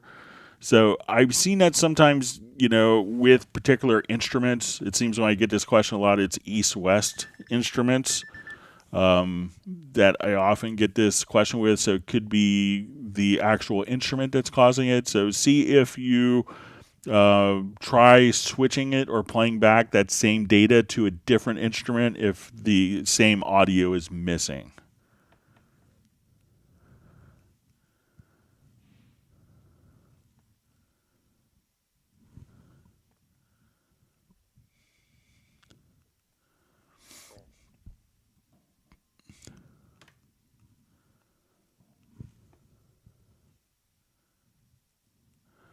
All right.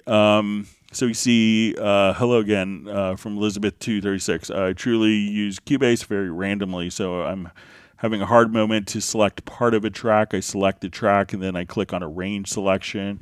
And even if I click on a part I want to select, nothing happens. All right. So what it could be, one of the tricks that you could do is so if I wanted to select just a portion of the file, so now we have, we can think of this as an audio event. So this is the whole thing. I could select a range within the event. So let's say if I come here, I could select that particular range, but this is still kind of one event. If I hit Shift X, then I could split based upon the range selection. So Shift plus the letter X, and then I could just click, and then I could just select that one part. And if you want it, so that way I could do separate processing. So I say, okay, I want to come here, Shift X, and then I could, take this louder or softer, directly from here and do fade ins, fade outs, etc. So I could just do processing. So maybe selecting the range and then splitting the range so that you have a different event. You could also just kind of drag it to a new location and have separate events as well. So let me know if that helps, Elizabeth.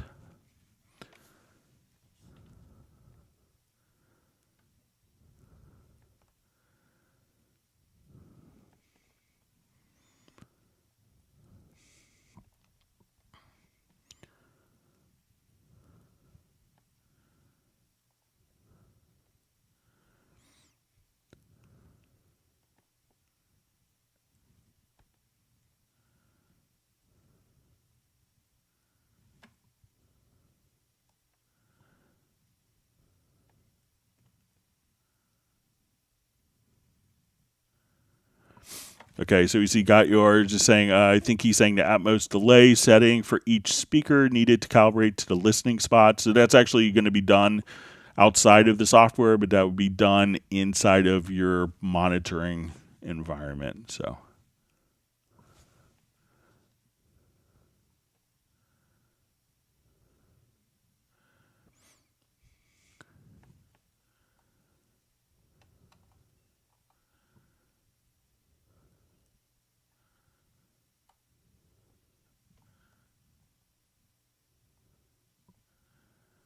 Okay, just reading through comments.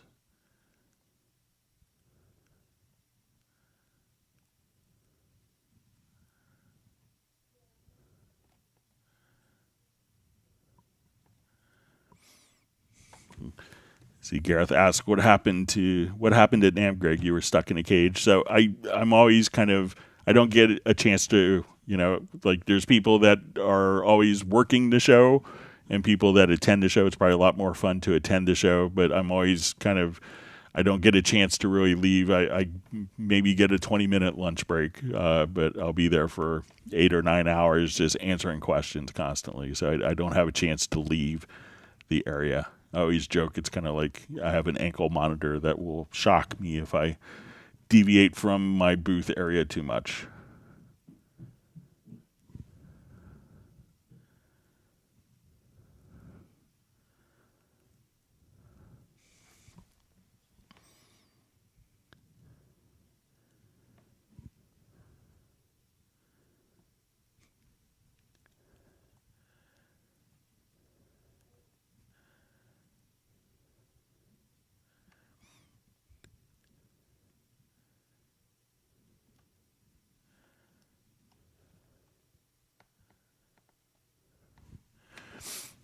All right, so we see Sable Winters ask Greg, redeeming Absolute 5 to 6 requires updating USB e-licenser database. I got errors often since Pro 12 application LCC2 exclusive has caused unknown process failed, recovery is random. So generally when you get that message, I would reinstall I would reinstall, go to elicenser.net, reinstall the e-licenser software, and usually that will kind of take care of it. And what that's going to do, it's going to kind of transition your Absolute 5 license to Absolute 6, and it may treat your Absolute 5 as a non-upgradable version, and then Absolute 6 would always be on, would always be on the Steinberg licensing. So you could probably remove the USB e-licenser for all the Absolute if that's what you're using it for.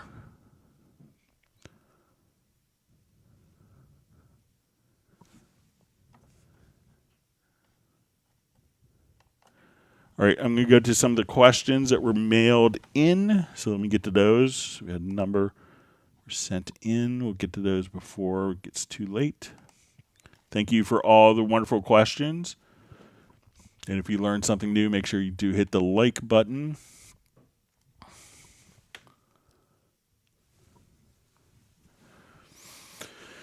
All right, so we have a question. Hi, Greg. I'd like to know if it's possible to map a controller such as the left and right buttons toggle through chord pads for 12 major and minor keys, and then or have the pads on my controller trigger the chords for the chosen key. I'm learning music theory and it would help.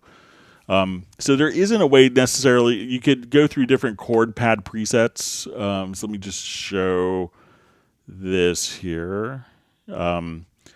So it doesn't necessarily, map out to MIDI controllers, but what you can do that's helpful in this scenario is just use kind of the pitch bend wheel to transpose all the chord pads. So let's say we have our chord pads here, and if we go to the setup page, where we see our chord modifiers, you want to activate it, and then you could choose pitch bend. And then we see I'm in the key of C, and as I use my pitch bend key, so let's come to maybe like a quick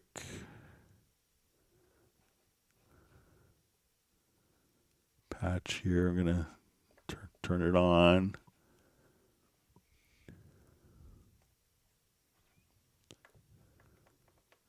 Then as you use the pitch bend wheel, so you can say, okay, I'm in G, A flat, A. So you could just navigate between all of your keys just simply using your pitch bend wheel. So you could just transpose accordingly like that. So give that a try. But there isn't something that's just, because these are all kind of loaded as presets. You could, just come over, not necessarily using the chords, but if you wanted to, come over to load presets, you could come over here and see all your major, minor scales directly there.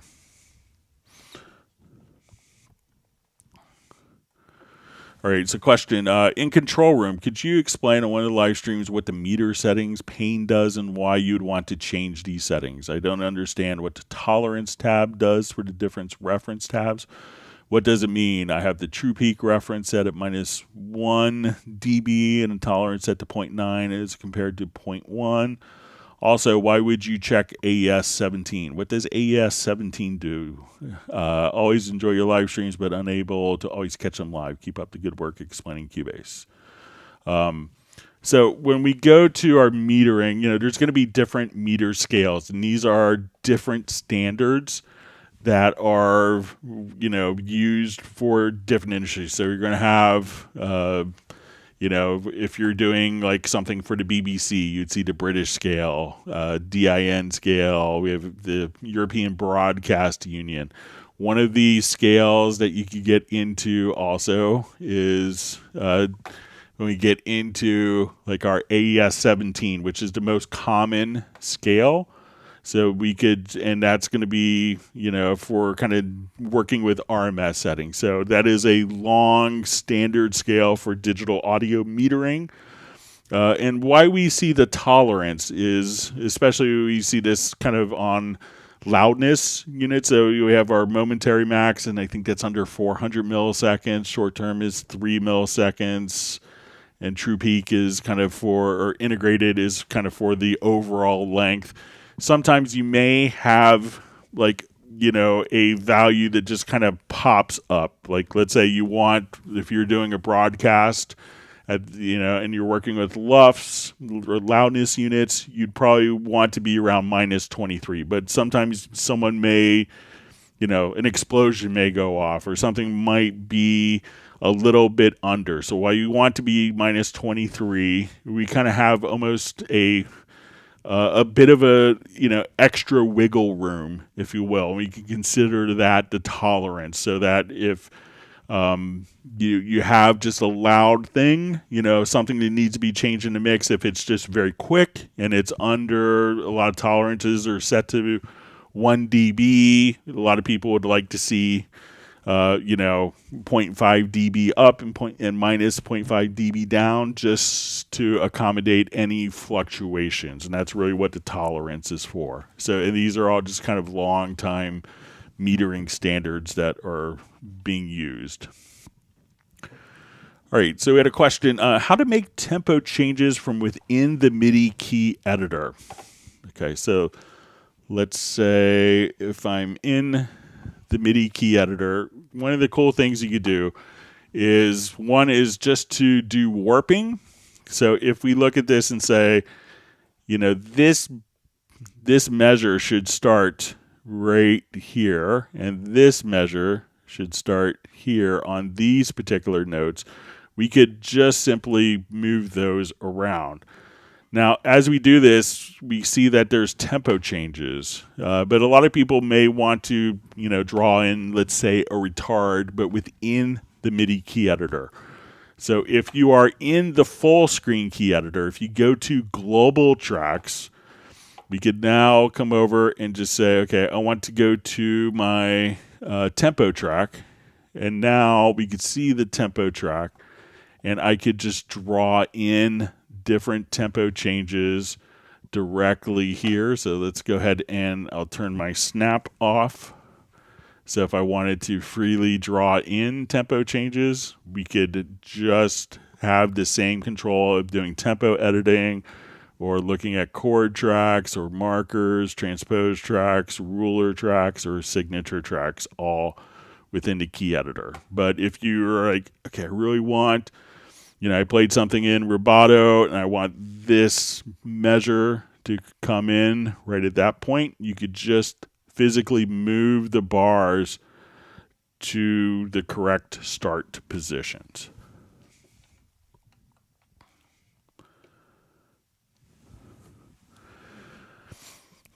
All right, so we have a question. Hello, Greg. Does Cubase offer a native mid-side decoder solution for when I want to work in stereo using this technique? If not, can you show us how to do it manually? So what you want to do, if you have let's say I don't have like a mid-side recording, but we'll show you what you could do. So let's say we have like a stereo recording, and I'll just use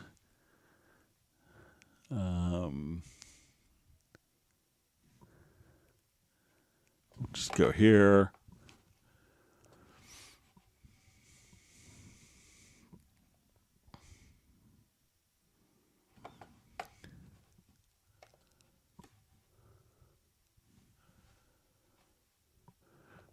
All right, so there isn't a native plugin. You could do it quite easily in Cubase. So let's say we have our mid and side recorded as a stereo track. So I'll just add, let's say, a stereo track. All right, so I have this, and I want to select the track, and let's say one side is mid and the other is our side. So let's say, I'm going to take this. Let's go to project, and let's go ahead and convert to tracks. We'll say multi-channel to mono. Okay, so let's say this is my mid side. So what I want to do is to duplicate, or this is the side. So, and often recorded with like, a figure 8 microphone. So I'm going to duplicate this track. And then what we're going to do on this track is just quickly reverse the polarity of this. So we'll come right here. And then we're going to pan this track, like let's say all the way to one side, and then pan the other duplicated track all the way to the right. And then you could have decoding of mid-side MS decoding. So that'd be all you'd have to do. All right, so we had a question. Hello, Greg. I'm still confused about the difference between Groove Agent expansions and the VST sound and loop collections. Can you elaborate on this and show us the difference and how to use one over the other? All right, so when we have our sound content is just going to be kind of generic loops. So we can think of these as loops. Now, these are just audio files that can be dragged and dropped right directly into our project. And it's just an audio file. It often has the metadata for the tempo. It often has the metadata for the root key. But it's not tied specifically to an instrument. So when we have a Groove Agent expansion, so if I come over here, let's add a Groove Agent. All right, and now when we go to load up a particular kit, we could see that we're going to have a number of expansion kits. So Groove Agent expansions, and we could see this also when we go to our media tab and we go to VST instruments, and I'll go to Groove Agent SE. So I could see that these are basically different presets for Groove Agent. And once we have these presets, what we could do is all of the sounds and the mappings, everything that's been done is automatically basically just been included here. So I could drag and drop, and this would load up all of our different content. So a Groove Agent expansion is a kit for Groove Agent where the samples are all mapped You may have different velocity levels on each key. You could have different mixer settings for the kit, also different patterns. So Groove Agent expansions are presets that expand the sounds and patterns that play back in Groove Agent where everything's pre-configured for you. And the expansion and loops are just really, generic drum loops or MIDI loops that aren't, specifically tied to a particular instrument.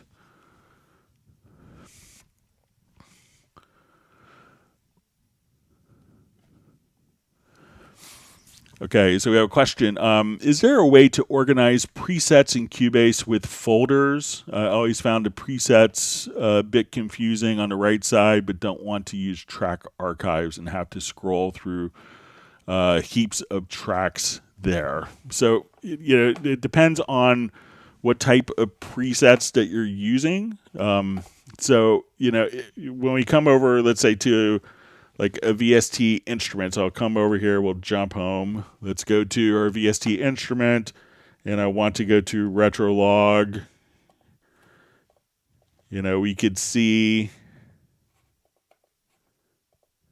all of my different expansions, all my presets here. So these are all kind of organized into different presets. Now, if we go to an effect plugin, I could say, okay, I wanted to come over here. Let's go to delay.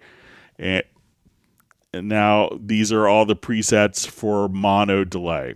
When we're dealing with user presets, so let's say I come to this track and we put a graphic EQ, let's say DJ EQ, and I want to save a particular preset. So we'll call this, so I'm going to just say, let's call this May 2nd.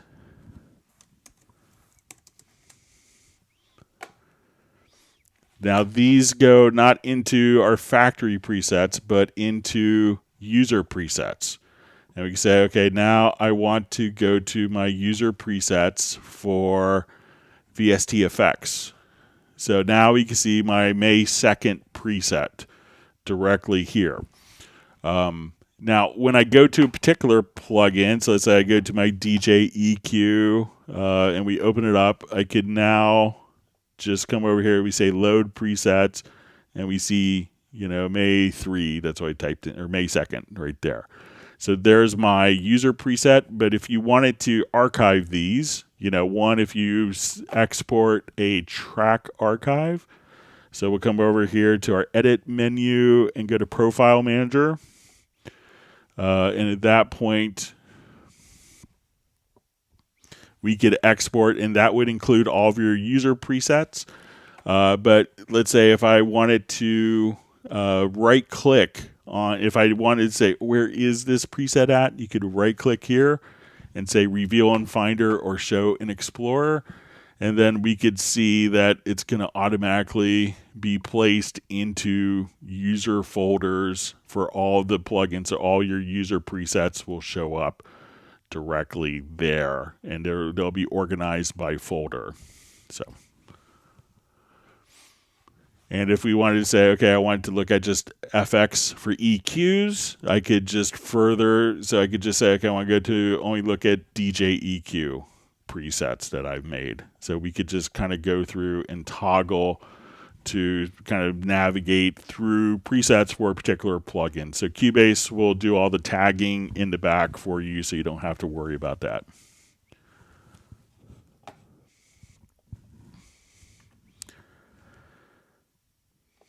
Okay, so we see a question, how can I transpose multiple MIDI tracks at once?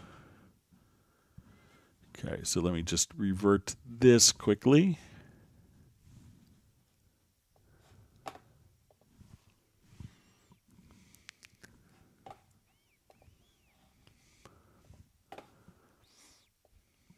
Okay, so let's say I have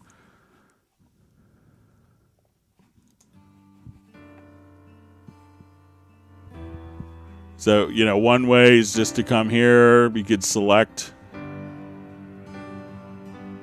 all of the files that you want to transpose, go to MIDI, and then you go to transpose setup. So it's like, okay, I want this to transpose up a major second.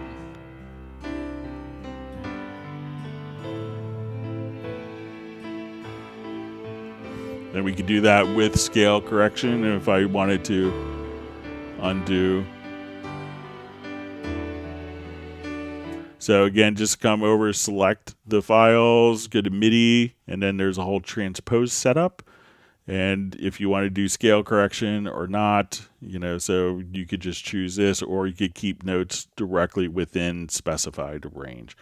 And then you could undo it right after the fact. So it's probably the fastest way.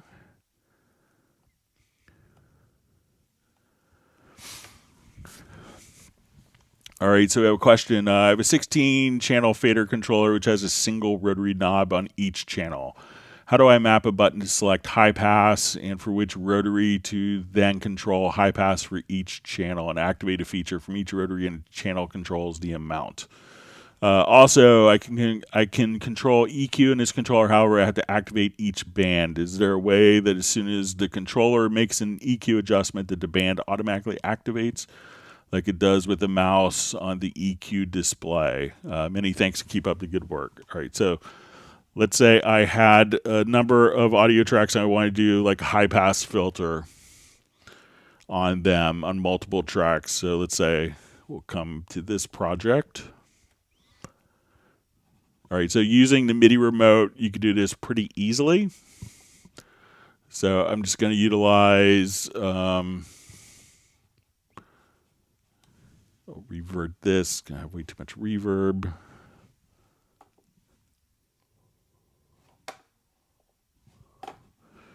All right, so what I want to do is I'm going to go to my MIDI remote, and let's go to my mapping assistant, and I'm going to create a new mapping page. So I have a MIDI remote that's already defined. So we're going to click on plus. Okay, so we'll come over here, and I'll say high pass filter.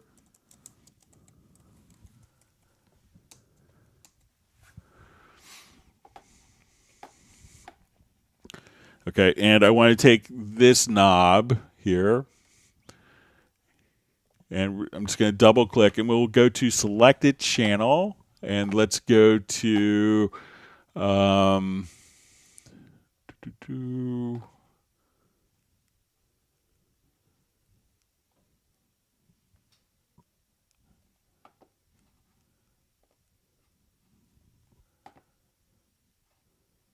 right, we'll go to input filter. So let's just say I want to turn on my high cut frequency. So I'm going to, we'll come over. So I could do that on the selected track. But what I'm going to do is say, let's go to, okay,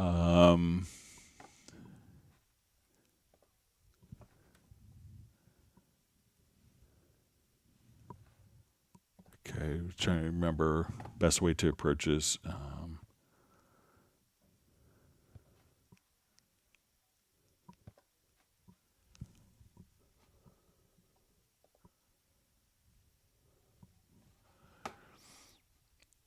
Okay, so go to input filter.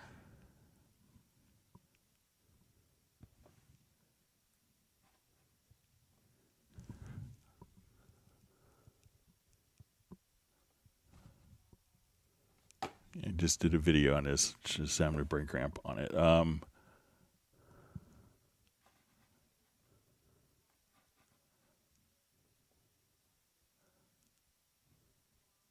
Okay, go to mix console.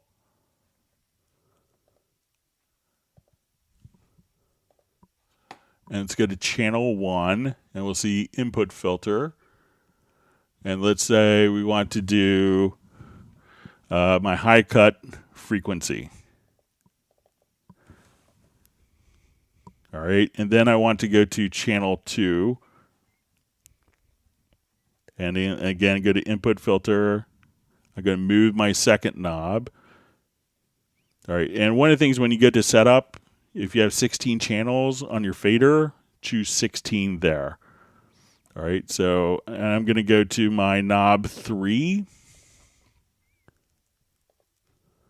And again to input filter.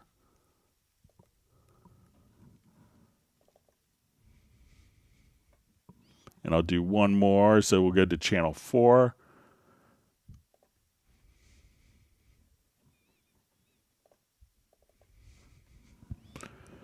All right, so let's say now I want to turn on the high cut. Let's say for channel 1, I want to go to my input filter and turn this on.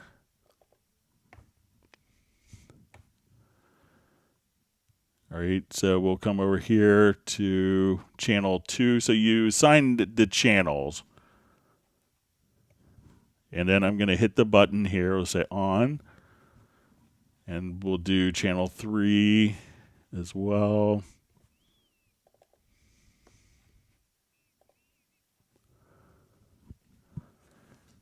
And channel 4. So now as soon as I come over here, we'll say, let's go to I cut on. Okay, and then you want to come over here to actions. So we could do this for 8 channels at a time, but if we come over to actions, I could say I want to map this knob to next mixer bank and this knob to previous mixer bank. So now I will come over, let's open up our mix console.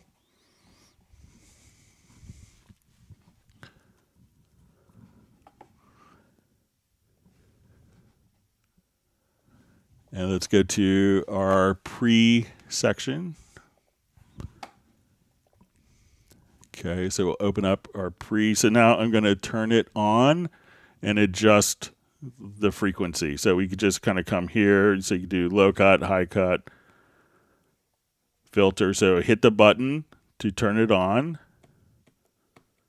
And then you could adjust the amount right there. Now, as I hit the bank button, now it's just going to go to the next 8 because I have 8 faders. But if you have 16 defined, it'll just bank through. So I come back here, adjust my banks, hit the bank, next bank button. Then I have the next 16 channels. So set it up, go to within the mix console. You want to select that and go to mix console and then go to output channels, define the channels, what you want, and then you could just bank back and forth and activate it. And as far as kind of turning on the EQ, I think it's going to still need to be turned on manually. I think that's fair to save CPU resources. So that way you're not taking a lot of CPU for stuff that you're not using.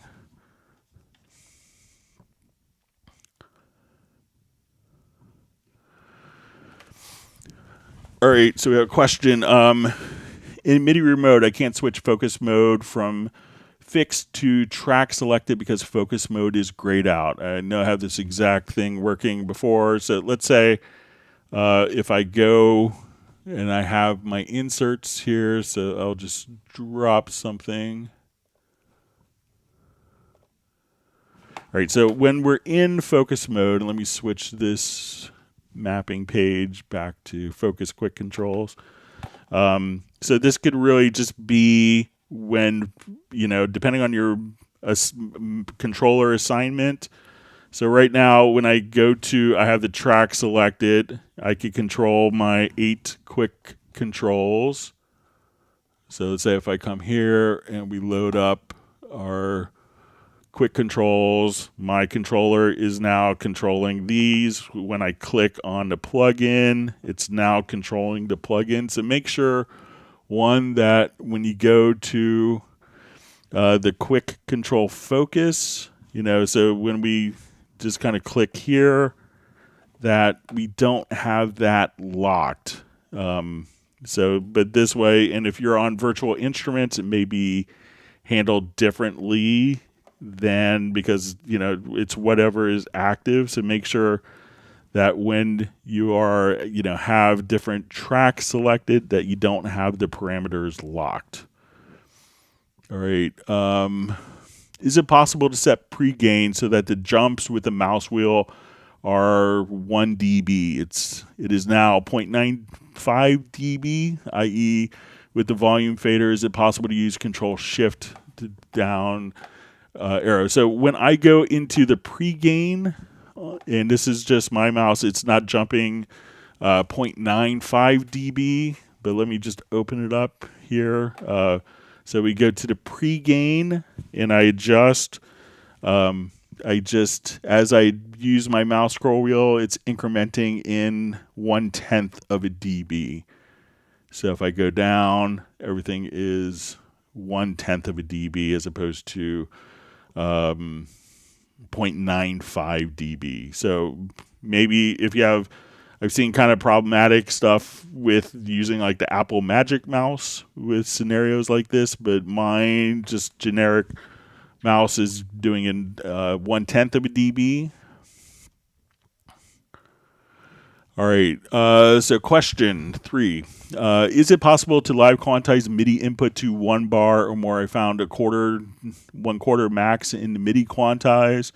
I would use that as input for Groove Agent pattern switch. All right, so let's just switch I'm going to just play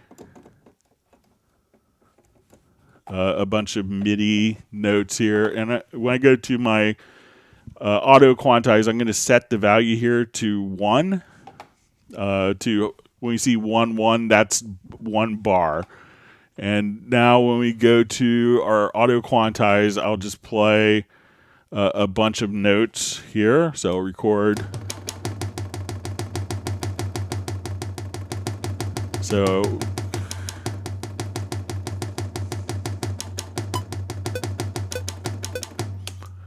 now as I recorded everything is quantized to the bar. So make sure that when you go to your quantize settings, you just have it set to 1/1, and that would be for the whole measure.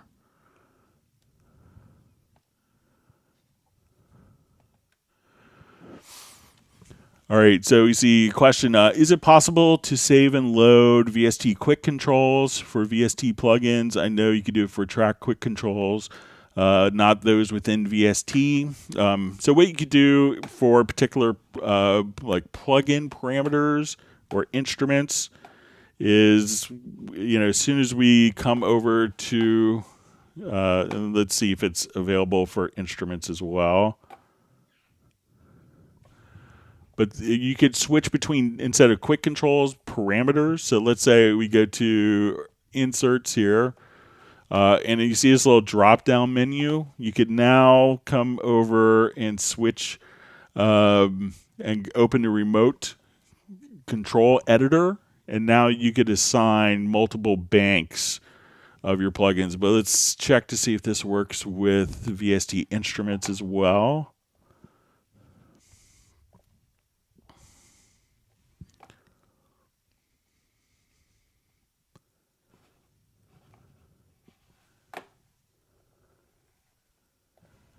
So yeah, you could do it with remote control. And this way you could bank between multiple parameters using the generic MIDI remote as well with that. All right, so with that, I think we're just about out of time. Let me see if there's any other quick questions that we could answer before we wrap up. I want to thank everyone for all the great questions.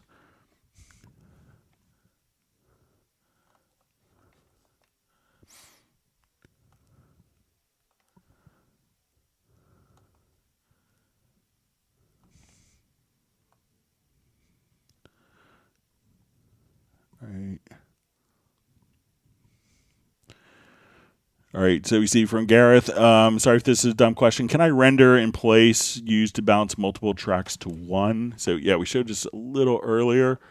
And really all you have to do is when you select the actual channels, as opposed to if I come here, we could select. So once we do this, we go to render in place. So we go to edit, to render and play. So go to render settings. Make sure that you have channel settings. And then you'll have the choice if you don't have, make sure you don't have any events selected. But go to render and place, to render settings, and then you could mix down to one file. All right, so with that, I think we're just about out of time. I want to wish everyone a great rest of the week. We'll be back on Friday starting at 1 p.m. U.S. Eastern Time. And if you have questions that you want to mail in advance, please send them to clubcubase@steinberg.de. Look forward to seeing everyone back on Friday. Hope you learned something, a new tip or trick. And if you have, please feel free to hit the like button and subscribe to the channel. And we'll be back on Friday and on our normal schedule for the rest of the week. Everyone, please stay safe and healthy. And we'll see everyone again on Friday. Thank you very much.